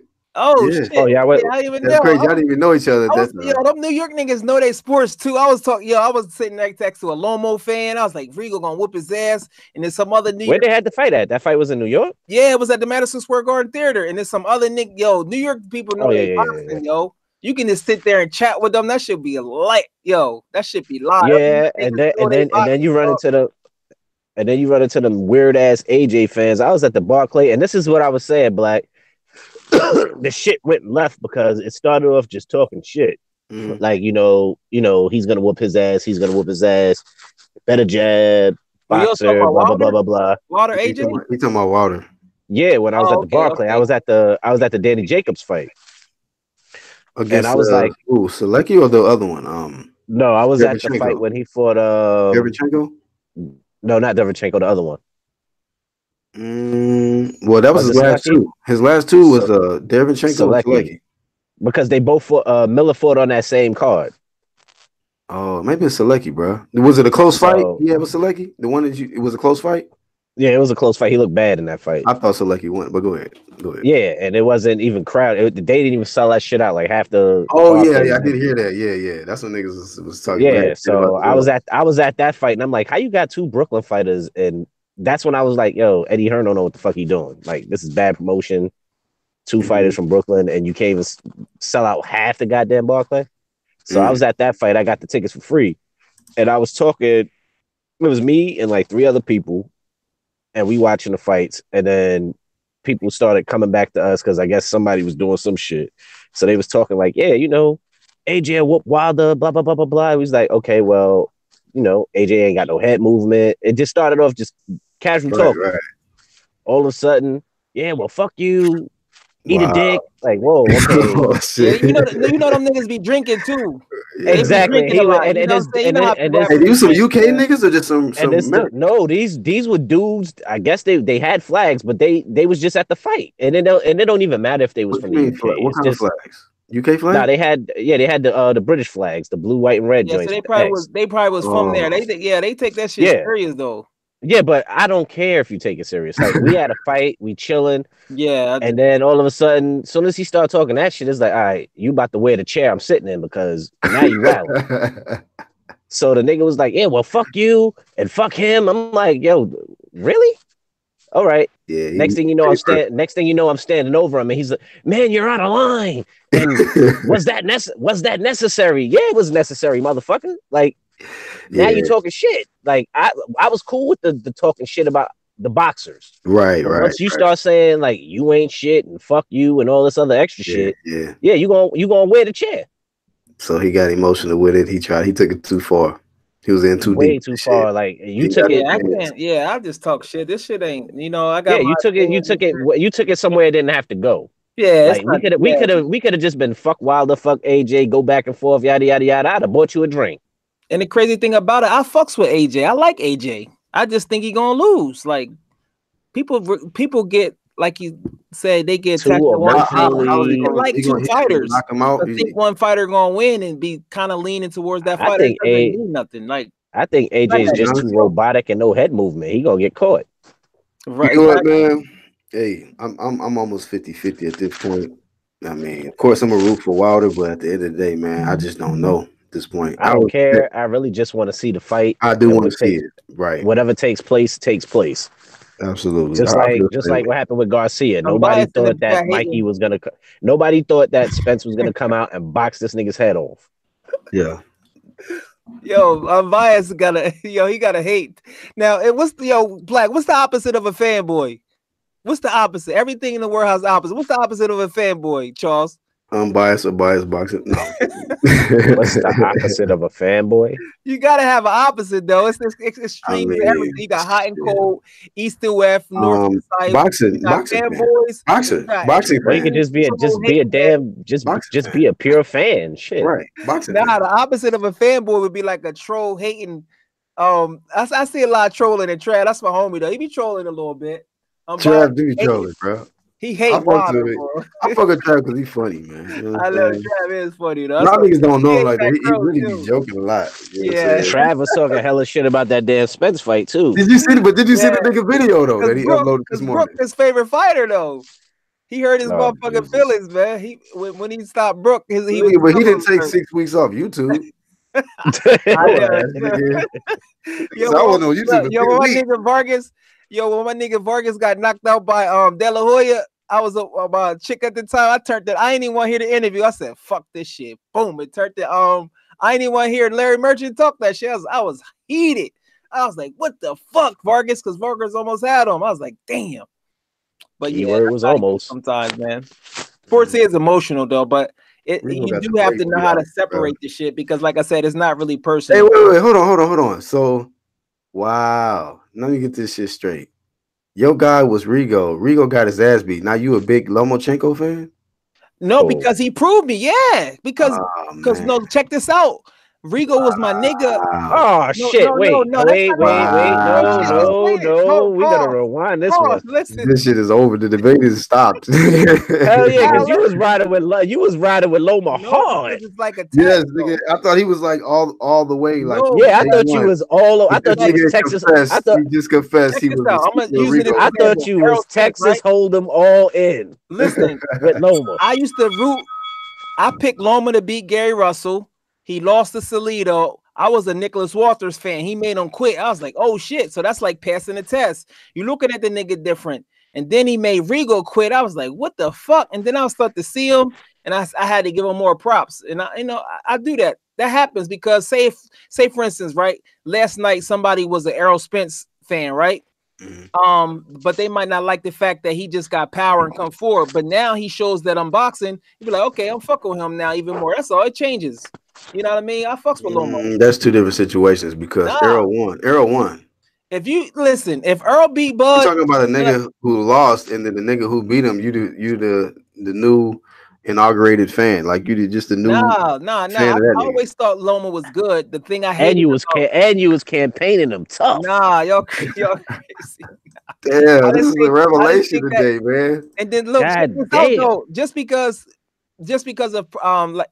You could be my favorite fighter, but that don't mean that you the best. You agree? You got fighters like that. They might not be the best, but they your favorite fighter. Yeah. I like more than one fighter. Yeah, we all got that. We might grow up around. Luis Ortiz is like my favorite heavyweight. Exactly, but he might not be the best. But I fucks with Ortiz too. Yeah, so that's how it be. And we will never know that because people don't want to fight him. Exactly. And then another nigga might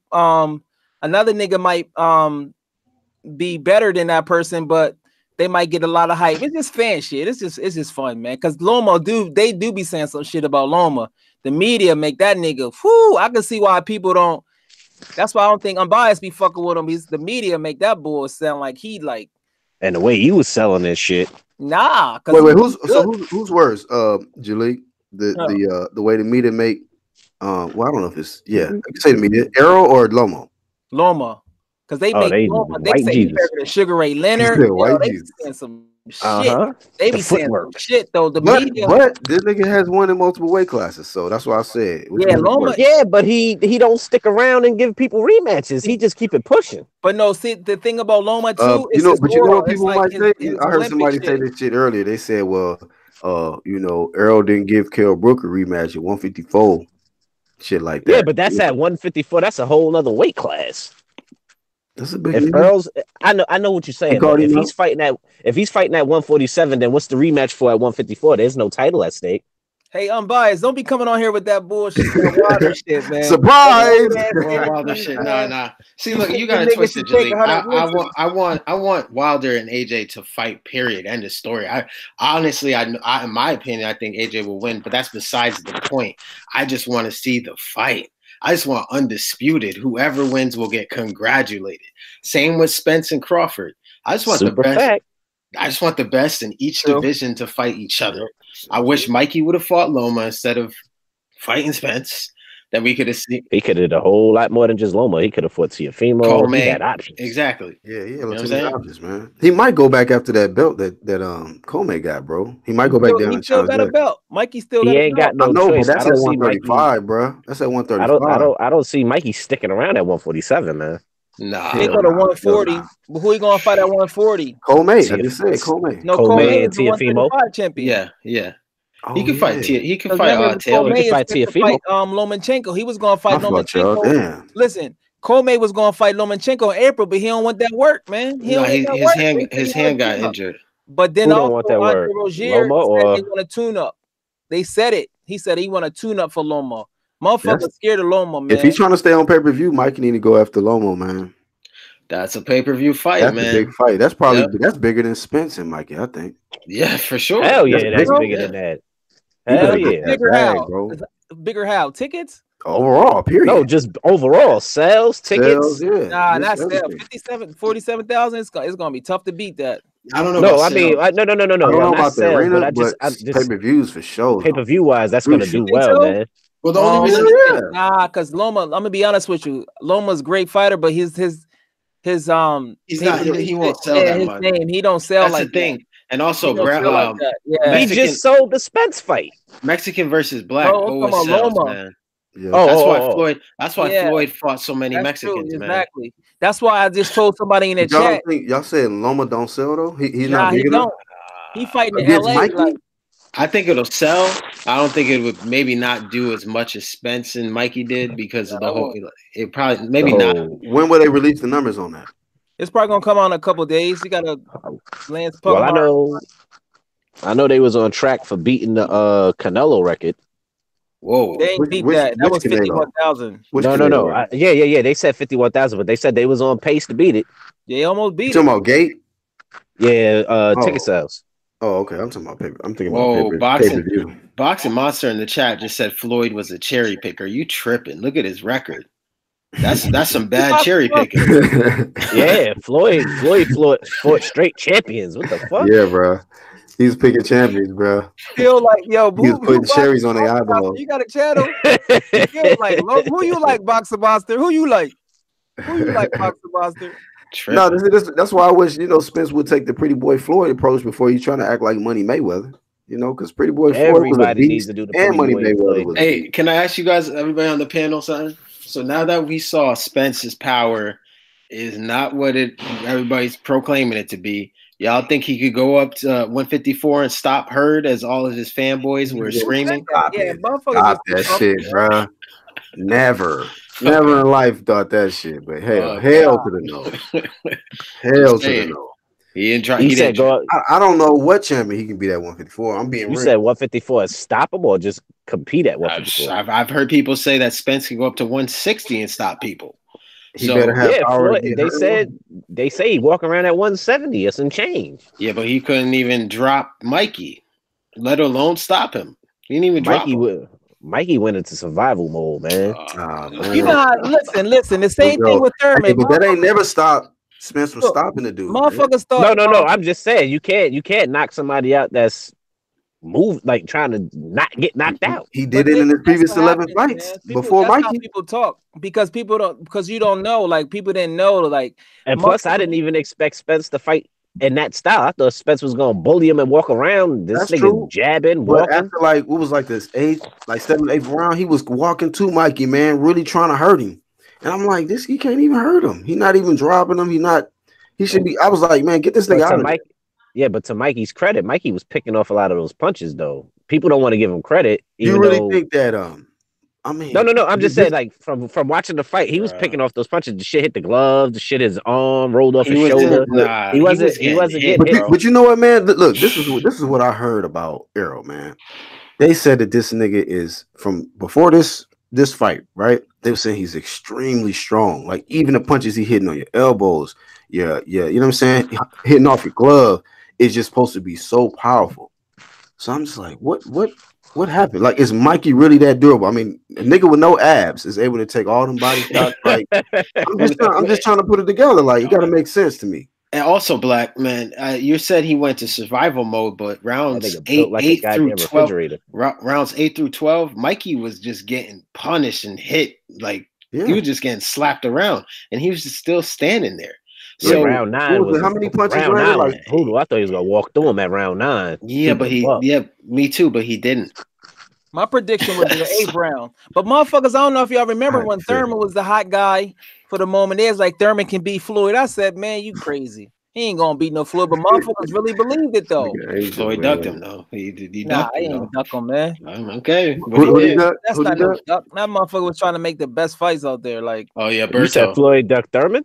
Yeah, he did. He did, bro. He did. That's one fight I can say he ducked, bro. Man.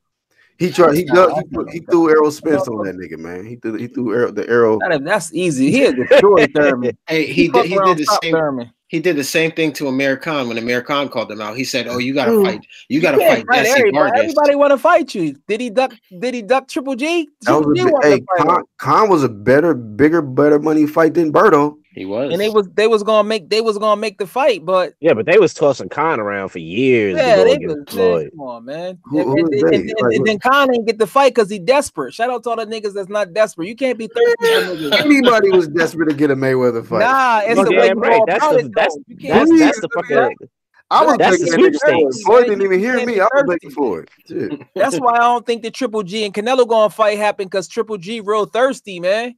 The nigga need to build up his own legacy. Stop trying to use Canelo for your legacy. Why won't he fight Charlo? Yeah, but Jaleel, Floyd did the same thing to Oscar De La Hoya. All them times he was calling out Oscar, but he wasn't thirsty about it. He was still building up his own name. Oh, he was thirsty when he was fighting. He was thirsty when he tried to fight De La Hoya. He was thirsty when he tried to fight Mosley. Y'all forget when Floyd was at 135. He Mosley had a dentist appointment. He called him exactly.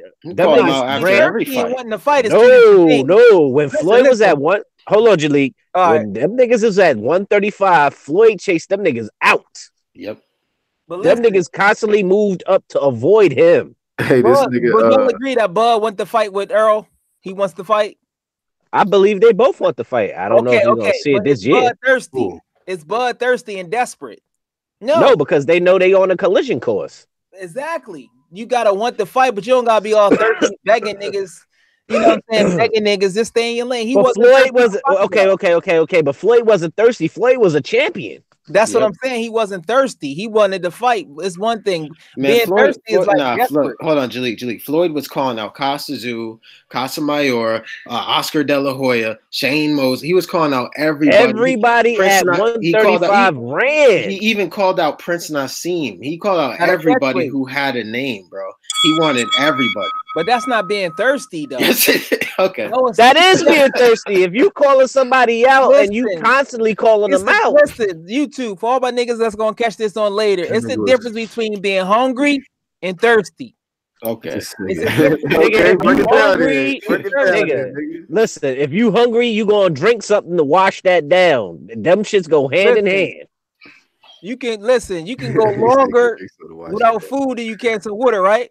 These niggas desperate. Look, any desperate nigga, I'm telling you, man. Floyd was a champion, but he wasn't thirsty. He just wanted to fight. He wanted to prove himself. Water ain't thirsty for AJ, but he wants to fight. It's the difference. If he started, he was thirsty for AJ at a point until they stalled the shit.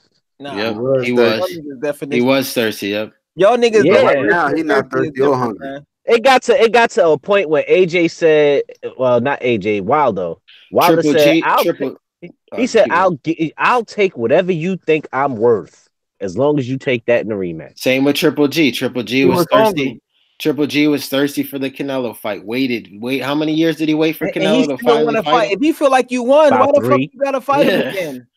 If you feel like you won, why do you have to fight him a third time? For what? Because the first fight was controversy. The second fight was a little more. Real niggas don't want that fight.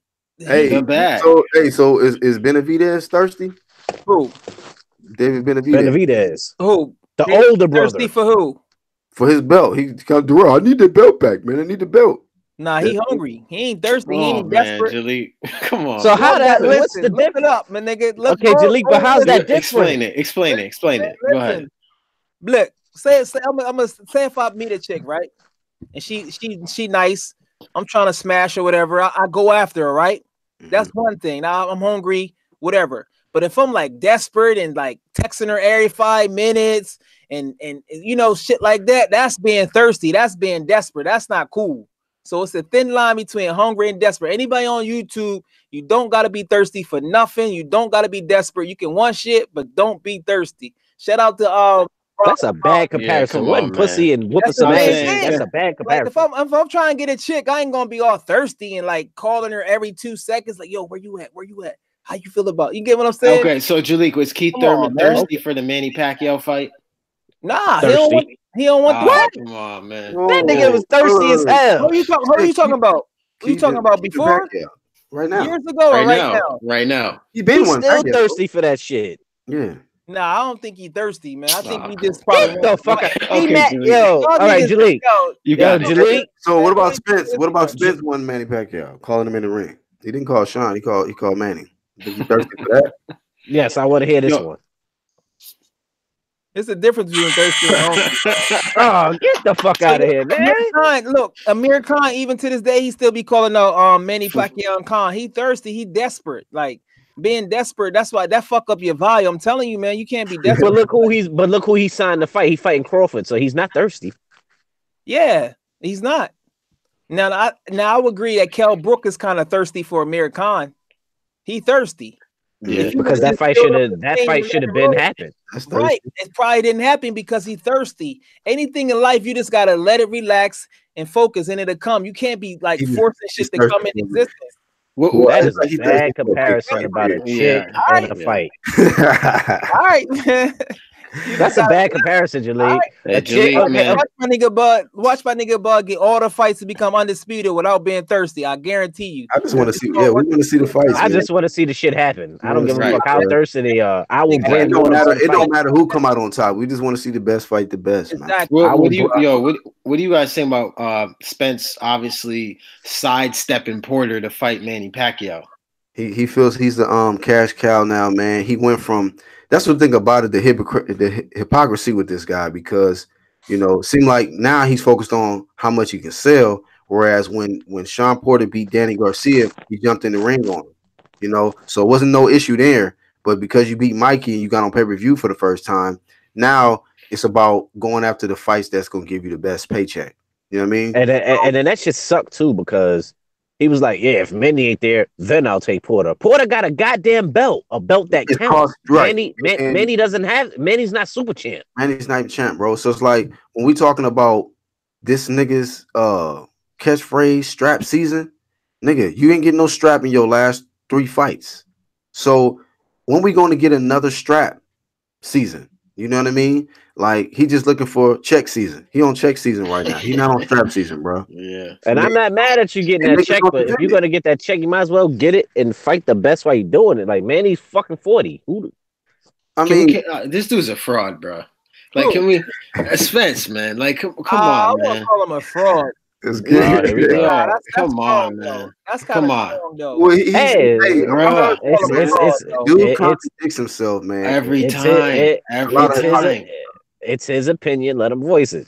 I'm just saying, bro. Like, it's annoying because look, you told Crawford, yo, come up, get a belt. I'll fight you. Okay, Crawford comes up, he gets a belt. Now he's on the wrong side of the street. All right. So I mean, it's okay. Wait a minute. Thurman did the same shit to Spence, though. Hold on, let's stay focused. Hold on. Okay. We're talking about Crawford. I was about to say, because it's a chain of events where that shit happened. Thurman said the same shit. Correct, but it seems to only happen on one side of the street. Let's get that correct. Seems to be happening with PBC. That seems to be their model over there. So go ahead and finish what you were saying. So okay, so after that, right? We then get into Crawford beats Jeff Horn. So Spence goes on his tirade on that press conference where he's like, all right, Crawford beat nobody, blah, blah, blah. Crawford, Algieri, whatever. He said his resume is way better. And then Crawford and his team say, we want that fight next, if possible. Spence goes on to that talk show and says that he doesn't want to fight Crawford next. Not only that, Floyd says it. Not only that, Derek James says it. The vice president of PBC says it. Who else says it? So, I mean, it really and truly, there's only one side of the street that doesn't want the fight, and that's PBC. PBC. I see it from different perspectives. They probably don't boxing casuals, PBC. Go ahead, bro. I don't think he's afraid of Bud. I just think that they have a different game plan in mind. Like they just want to do it from the business. It hurts though, because man, if it was up to me, I would be like, look, make this fight. But I see it from their perspective because they want to make him that they want to A-side him up. What better way to do it, bro? So what's the difference between that and Anthony Joshua? It's really no different. So that's what I'm saying. So why do people get pissed? Why do people get pissed at Anthony Joshua and not Spence? There's more of a problem with the whole AJ minus the 50 million and minus Wilder's 100 million deals. Let's take the money out of the whole thing and just the chain of events. One guy wants to completely be the A side. You could say that's Anthony Joshua, right? And then you could say Earl Spence is in the same boat because he's doing the same shit. Then you have one guy who is Deontay Wilder who wants to smoke with Anthony Joshua, and then you have Crawford who wants to smoke with Spence. Isn't it the same shit? Yes, it is. The only difference is bullshit. This nigga has unified AJ, so I don't understand how we put Spence in the same conversation with AJ, man. Yeah, you could, yeah. And it would be for Undisputed right now. So I think it's more value. AJ carries way more weight than a motherfucker. Yeah, you're right about that. Fuck the mandatories. The belts are scattered at welter.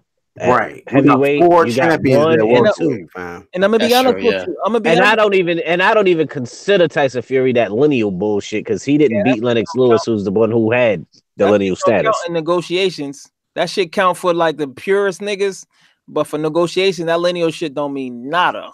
Yeah, exactly. Because Fury has no belt. That's why I mean, at all. You know, after that first fight, it's like, okay, fuck that, man. Let's get focused, get back focused. Like Wilder's total focus should have just been straight on Anthony Joshua. AJ, that's it. Not a rematch with Fury. You know, I mean, nigga, I'm not mad. You got away with a draw, right? I mean, but the priority. That's just like him saying, like that's how I look at it with the Smith situation. You know, you putting the irrelevant fight over the most important fight. The unification is more important than fucking Pacquiao to me.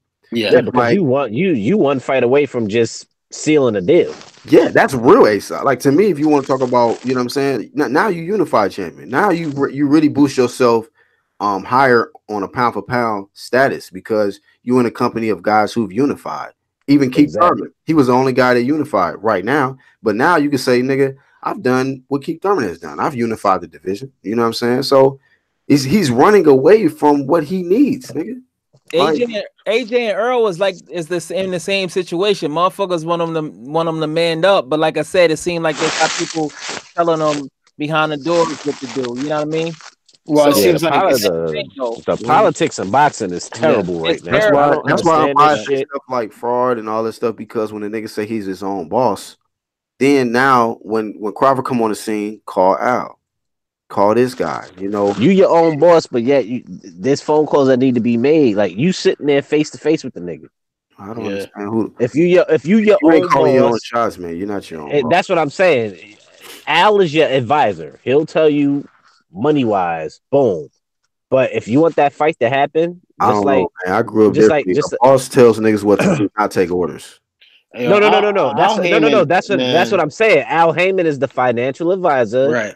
He'll tell you what you're doing with your bread. But as far as like when Spence and Bud was face to face, that could have been settled right there. Right, but it seems like Spence could be like, "Yo, we fighting," and then Bud's sitting there with Arum, but he's got to talk to Arum, I guess. Shit. No, but Arum was right there. It seems like Arum also didn't seem like he was too interested in that shit. What is he interested in? The nigga said he's taking the easy road. I don't know why people keep talking about the build up king. That motherfucker put fights. He done it with Gamboa, Lopez. That fight never happened. He does it all the time. That's his thing. He's Heyman doing this right now. He's doing it right now. I mean, Thurman and Spence haven't fought, right? They still building that one up, right? And Thurman has always got a goddamn injury. Soon as Spence seems to prove himself, Spence Porter, that didn't happen. Thurman don't want the work. Spence Danny, that didn't happen. Spence, get a strap. I got a strap. You know what? Caught whiplash. Fight this nigga. You know what? Shit. Whiplash happened with Porter. Well, you know exactly. what? You know what? All though? of a sudden, you know what, man? Got herpes. I'm not. You fight the next nigga. You know, I'm not mad at. I got a flute rehearsal. You're not mad at Thurman? Let me tell you why. Because Floyd, this is what Floyd did, and this is why. Because Floyd, Thurman was trying to get to Floyd, and Floyd said, "Oh, you got to fight this prospect, Earl Spence." Nobody even know who. Nobody even knew. Nobody even knew who Spence was. Stop but being Spence been calling. But so Spence you can't be Spence been calling him out since he was 15-0 to get that fight, bro. He was not deserving of a fucking Keith Thurman fight. Exactly. So the fact that Keith Thurman felt like, yo, this dude just took away my big bag when I could have fought Floyd, and you was telling me I gotta fight this nobody who knows who the fuck this guy is. So man, fuck you. You can wait. That's how I'm not mad at Thurman for that. Yeah, but I bet you his attitude changed right now if Floyd said, "Yo, we'll fight right now." I guarantee you, Thurman would have no issues. Oh shit, this nigga will snatch his neck brace off. I'm ready to fight. I'm ready to fight Mayweather right now. Of course, all his injuries gonna go away, but exactly gone.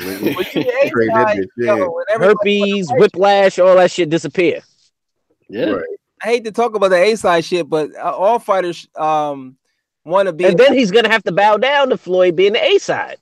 Of course, Floyd still gonna whoop. Yeah, Floyd. That's not a good fight for Thurman. You think Floyd could beat Thurman right now? Let me think about that one. It'd be probably like, probably.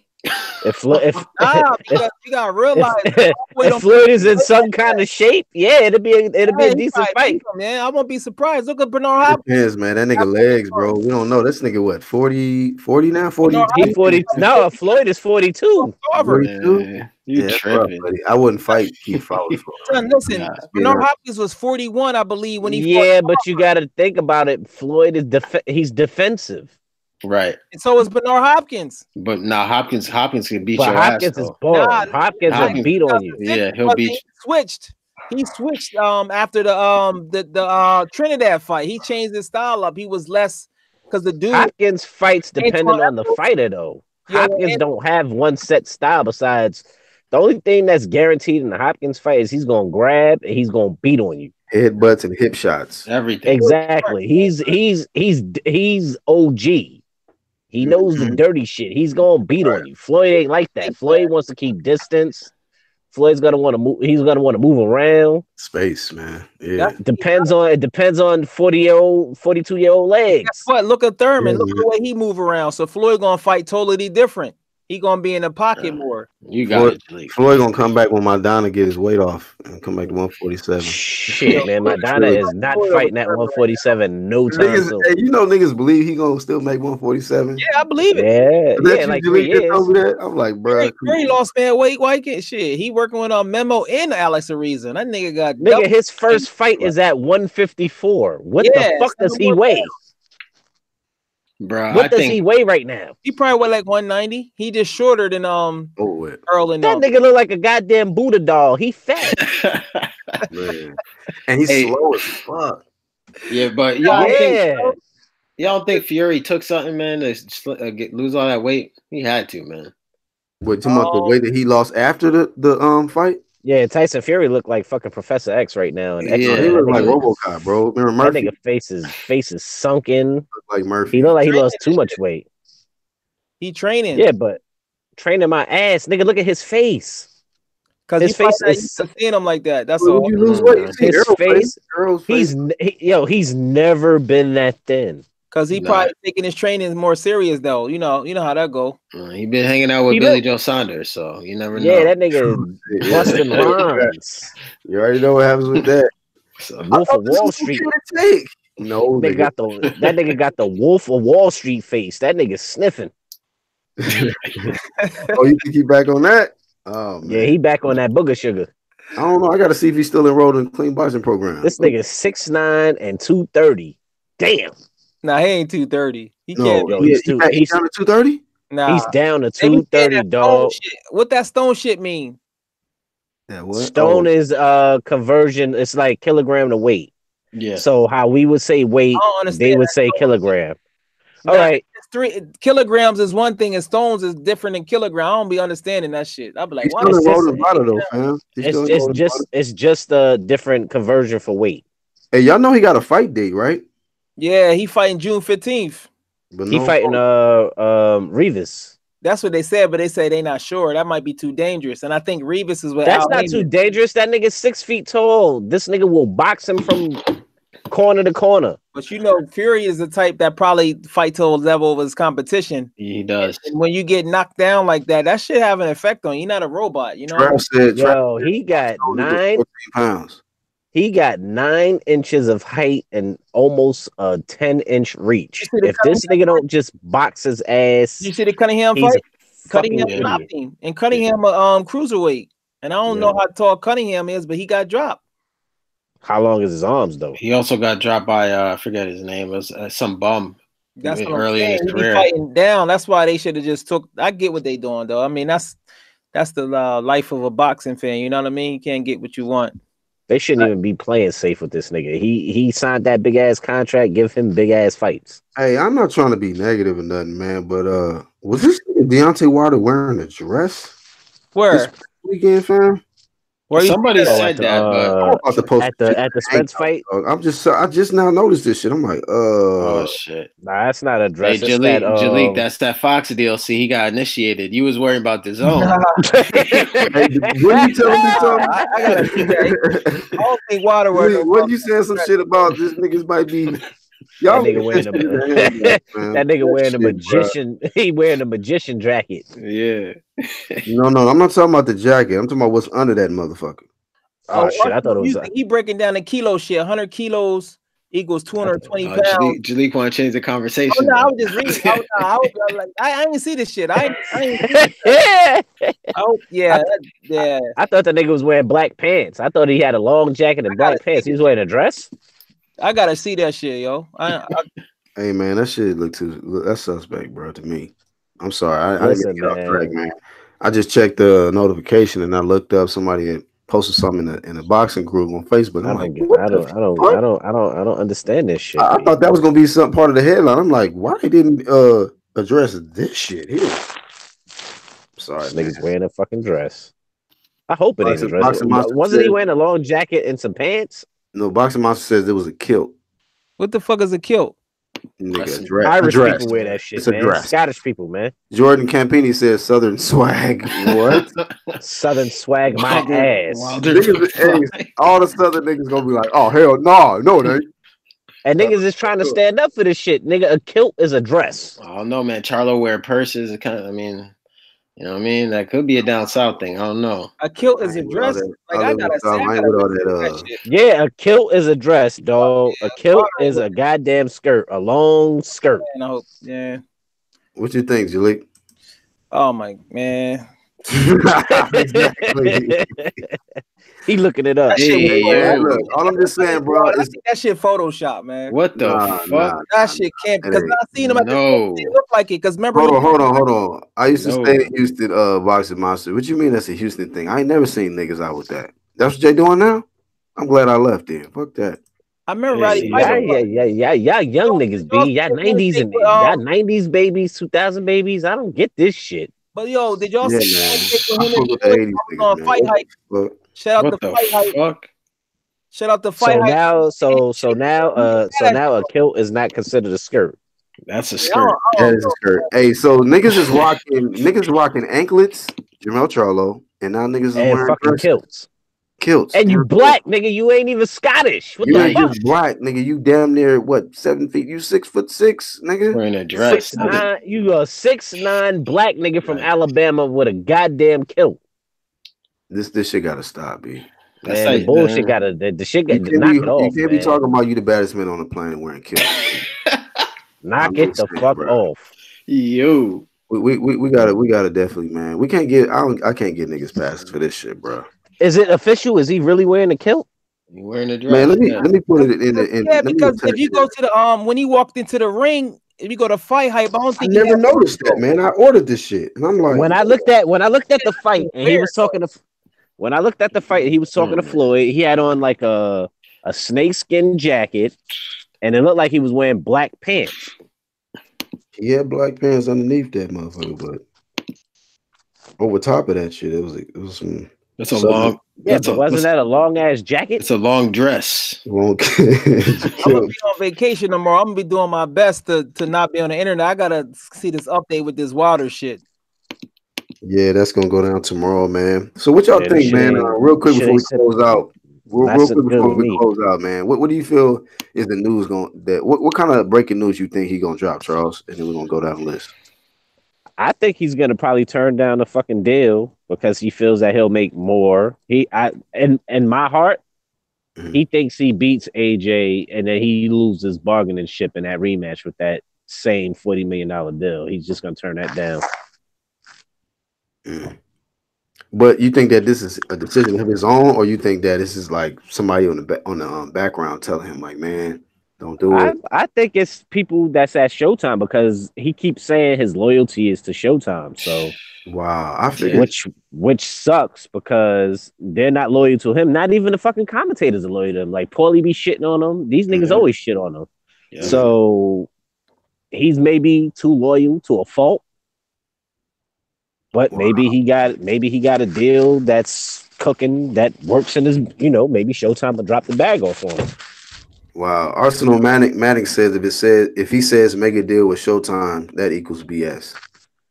A lot of people feel like they're not whatever Showtime offered the nigga is not gonna be able to match up to what the song is giving. We don't know what's in that contract. We don't know what the DAZN are. This is all I can say. Exactly. We don't know what's happening with the DAZN. We don't know what's happening with Showtime. Let me just say this. Next up, guys. Go ahead, Bash. You next. I'm just gonna say this, man. There's I hear what you guys are saying about we don't know, but let's logically think about it. Let's say Fox gives him whatever, 100 mil. Let's say they give him that. What pay-per-view fight can he have with the people in his stable that can make that money back? There is nobody. It's not as stable as with AJ. But he's not going to get an AJ fight like that because the DAZN already offered it to him. So why would they? Go ahead. So why would DAZN, after they just offered you a big payday deal to fight AJ on their platform, why would why would they now? You just got a Fox deal, sit down with you after you just got a big payday to then make a deal so that the fight could be on Fox when they already offered you to fight an Undisputed for DAZN. Right. So that doesn't make any sense. So you should have just took the money, take the big payday. Even if you think that 40 million in the rematch isn't enough, then hey, shit, tell them, look, I didn't think about that. Shit, tell them I want 60 million instead. Give me 60 million.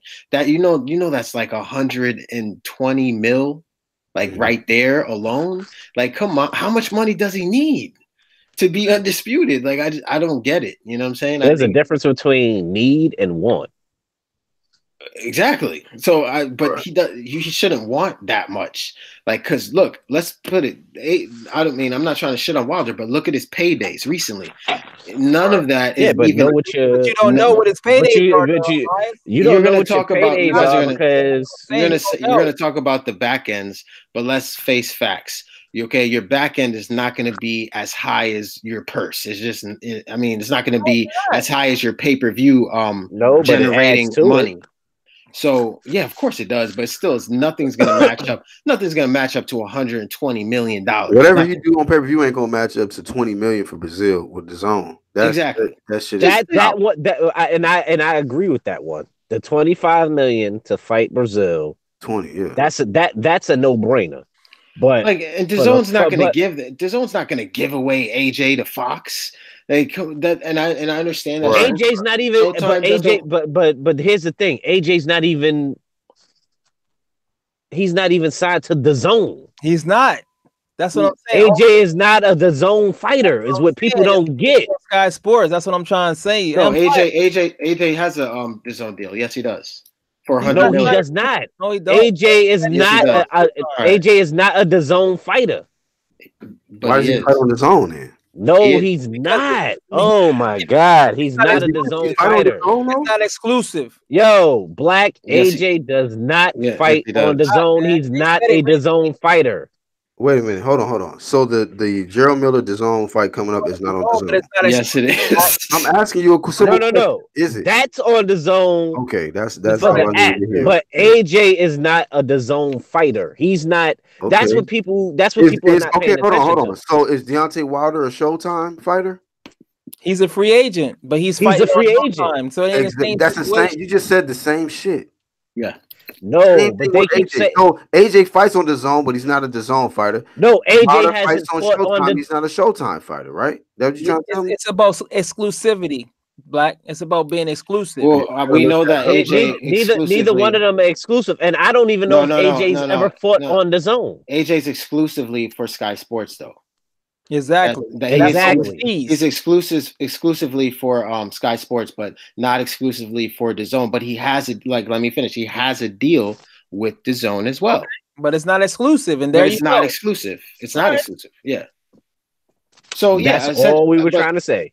But essentially, Sky Sports or DAZN, however you want to put it, they're not going to give away AJ to Fox, and neither does Showtime want to give away Wilder. Sky Sports and Fox is if he has no affiliation with DAZN, then why would they create a DAZN deal including AJ? I believe Fox owns Sky Sports. Let me look this up. Just to make it seem like just to make Black, just to make it seem like the fight can happen. He's not a DAZN fighter. Canelo is a DAZN fighter. Right. Canelo. Fucking Tevin Farmer is a DAZN fighter. What about Danny Jacobs? AJ is not. Danny Jacobs. Both of these guys, man. Both of these guys. And Danny Jacobs too. Both of these. They're signed exclusively to DAZN. Right. You can watch those phones on the app. Both of these You're guys. not watching AJ on no app. AJ's too big. No, you are. He's not fighting on that. He's not fighting on that app. You are going to watch AJ on DAZN though. Yeah, he's coming. But look, I'm just going to say AJ is not going to fight on that app. Certain fights he probably will. But look, like I was saying, look, the guy, both of these guys, Wilder and AJ, are. Wilder says he's a free agent, but let's face facts. He is loyal to Showtime. He is not leaving Showtime or Fox. He's not fighting nowhere else but them. AJ, as well, is loyal to whoever he's loyal to. These guys, that's what I'm saying. We need a middle ground. They both need to just figure it out, sign a deal. The middle ground is just split the shit down the pipe and just get the fight popping. Like exactly. That's it. There's no middle ground. Tyson, that happened. Like it happened, dog. Like if everybody could, if you could co-network, what's the problem? It's been done. Lennox Lewis, Tyson, Floyd, Pacquiao. It's going to happen. Yeah. But let's not make it happen too late, man. That's HBO fighters done fought Showtime fighters. Is you got a co-network, right? Put your egos to the side, and that's what it is. Egos, man. Think about your goddamn fans. We the ones who pay for this shit.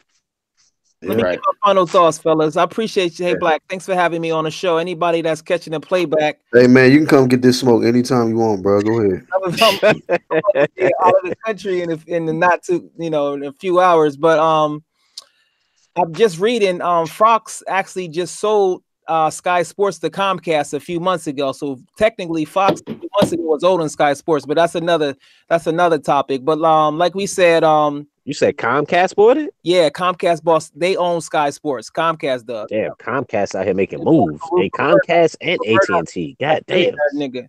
Rupert Murdoch, Fox Plus One. He own us shit. But the recap everything. Like I said, this is just internet shit talking. It's not real. It's not deep. It's not personal. Nobody hates you because you disagree with a nigga. Nobody cares that much. You know what I mean? And just enjoy life. Just be happy, man. Life is beautiful. Springtime is coming in a couple of days. Hopefully we get some fights. Any nigga on the internet that want to battle this shit, any nigga on the internet want to do this boxing debate shit, Jalik the Leader at Gmail, hit me up. We can battle and we can still be cool. We can still be friends. Black can get this work. Charles will get this work. I'm biased against this work. I ain't getting no work. You're a damn Cowboys fan. Nah, I'm a Steelers fan. Oh, you a Cowboys fan. That's why I was crying when I was a kid because the Cowboys beat the Steelers. Wow. But I think Waters. Black, like, yo, you Steelers? Don't be. I was like, man, don't be teasing me. Yeah, I was crying, boy. I hate that shit. But Wilder, I think, is gonna make the best choice. The fight is gonna happen. But I think it's gonna happen by the end of the year. I think they're just gonna finally make it happen. And Wilder's probably gonna fight Brazil. I'm curious to see Hopefully. what the decision is gonna be. And I believe Wilder is gonna end up making more than 100 million. Also, too, even if he made 80 million instead of or 90 million of instead of 100, a lot of times people is loyal because money isn't everything. And did you know Dave Chappelle turned down 50 million, right? People's like, yo, why Dave Chappelle turned down 50 million? So Dave Chappelle turned that shit down and came back and doubled up. Exactly. So we don't know what be going on in these contracts with the zone like that. So shout out to Wilder. Shout out to all the boxers. And once again, shout out to all the channels. I'm Jalik the Leader. You get a chance to subscribe to the channel. I'm a few minutes away from catching this MARTA to the train station. And Black, yeah. It's whatever, man. Yeah, it's another L for you, but it's all good, man. It's just like Jamel, man. Killed him. It's just like Jamel Charlo, man. Hopefully he learned from the L and come back stronger. I don't think he will do it, man. You know what I'm saying? Tony Harrison gonna defend his title successfully. That's what I feel. But you know what I'm saying? I don't know about that one. Yeah, we're gonna see. You know what I'm saying? You can get this smoke too, Charles D. I appreciate you coming on. But at the end of the day, just to remind everybody, man, you know, about this particular word called cult, because niggas don't know that they in a cult. So let me just let you know if you are. It's a misplaced or excessive admiration for a particular person or thing. If you out here emotional and you trying to fight over a fighter, a professional fighter, or entertainer, you know, a football team, basketball team, you are caught up in some emotional fanboyism. And you are part of a cult. That's cult shit right there. You know what I mean? And like Jalik was saying, man, this is just fun for us, man. This is just boxing talk. We're not trying to make it all personal. And you know, if you disagree with me, I'm not out here trying to look for you and all this old dumb shit, man. Like, nah. You know what I mean? Nobody don't do that. Motherfuckers in high school still be fighting. Nobody don't fight. That shit lame. That shit lame, man. You know, that shit ain't. That's not popping. That shit for the birds. Yeah, nobody don't fight no more, man. We grown men, and at the end of the day, you know, I encourage, if you don't like what somebody is saying, don't watch they shit, man. Don't tune in, change the channel, because if it's just something that they always say to rub you the wrong way, you only hurting your damn self. These niggas can't see you when they doing their videos. You know what I mean? They just doing what they do, and if you get offended, you know, they don't even know nothing about it half the time, unless you could out here and do a video and say something about the shit. But you know, only support who supports you. You know what I mean? And for the ones that know me, man, y'all know, man, I'm real humble. I ain't got no ego problem. I don't hate on nobody. I support who support me. So I just encourage y'all to do the same. And just look out for these coasts, man. Some of these people is emotional fanboys and they in too deep. And you know, yeah, we love the sport, but you never love a man enough to where you want to get out here and be violent with somebody based on their opinion on their own channel. So that's really all I got. Thank you, Unbiased and Biased Boxing Talk. Thank you, Jalik Leader. Thank you, Charles D. And we're going to definitely be back, man. So y'all stay tuned in. When y'all get an opportunity, subscribe to these brothers. Jalik the Leader right here on YouTube. Unbiased and Biased Boxing Talk. Even Charles D as well, man. You know what I'm saying? Why he chief it out. And, you know, get him support, man. He's all good dudes, man. He's my brothers. So, you know, at the end of the day, man, we're going to catch y'all on the next live stream on Black Horseman. Shout out to you.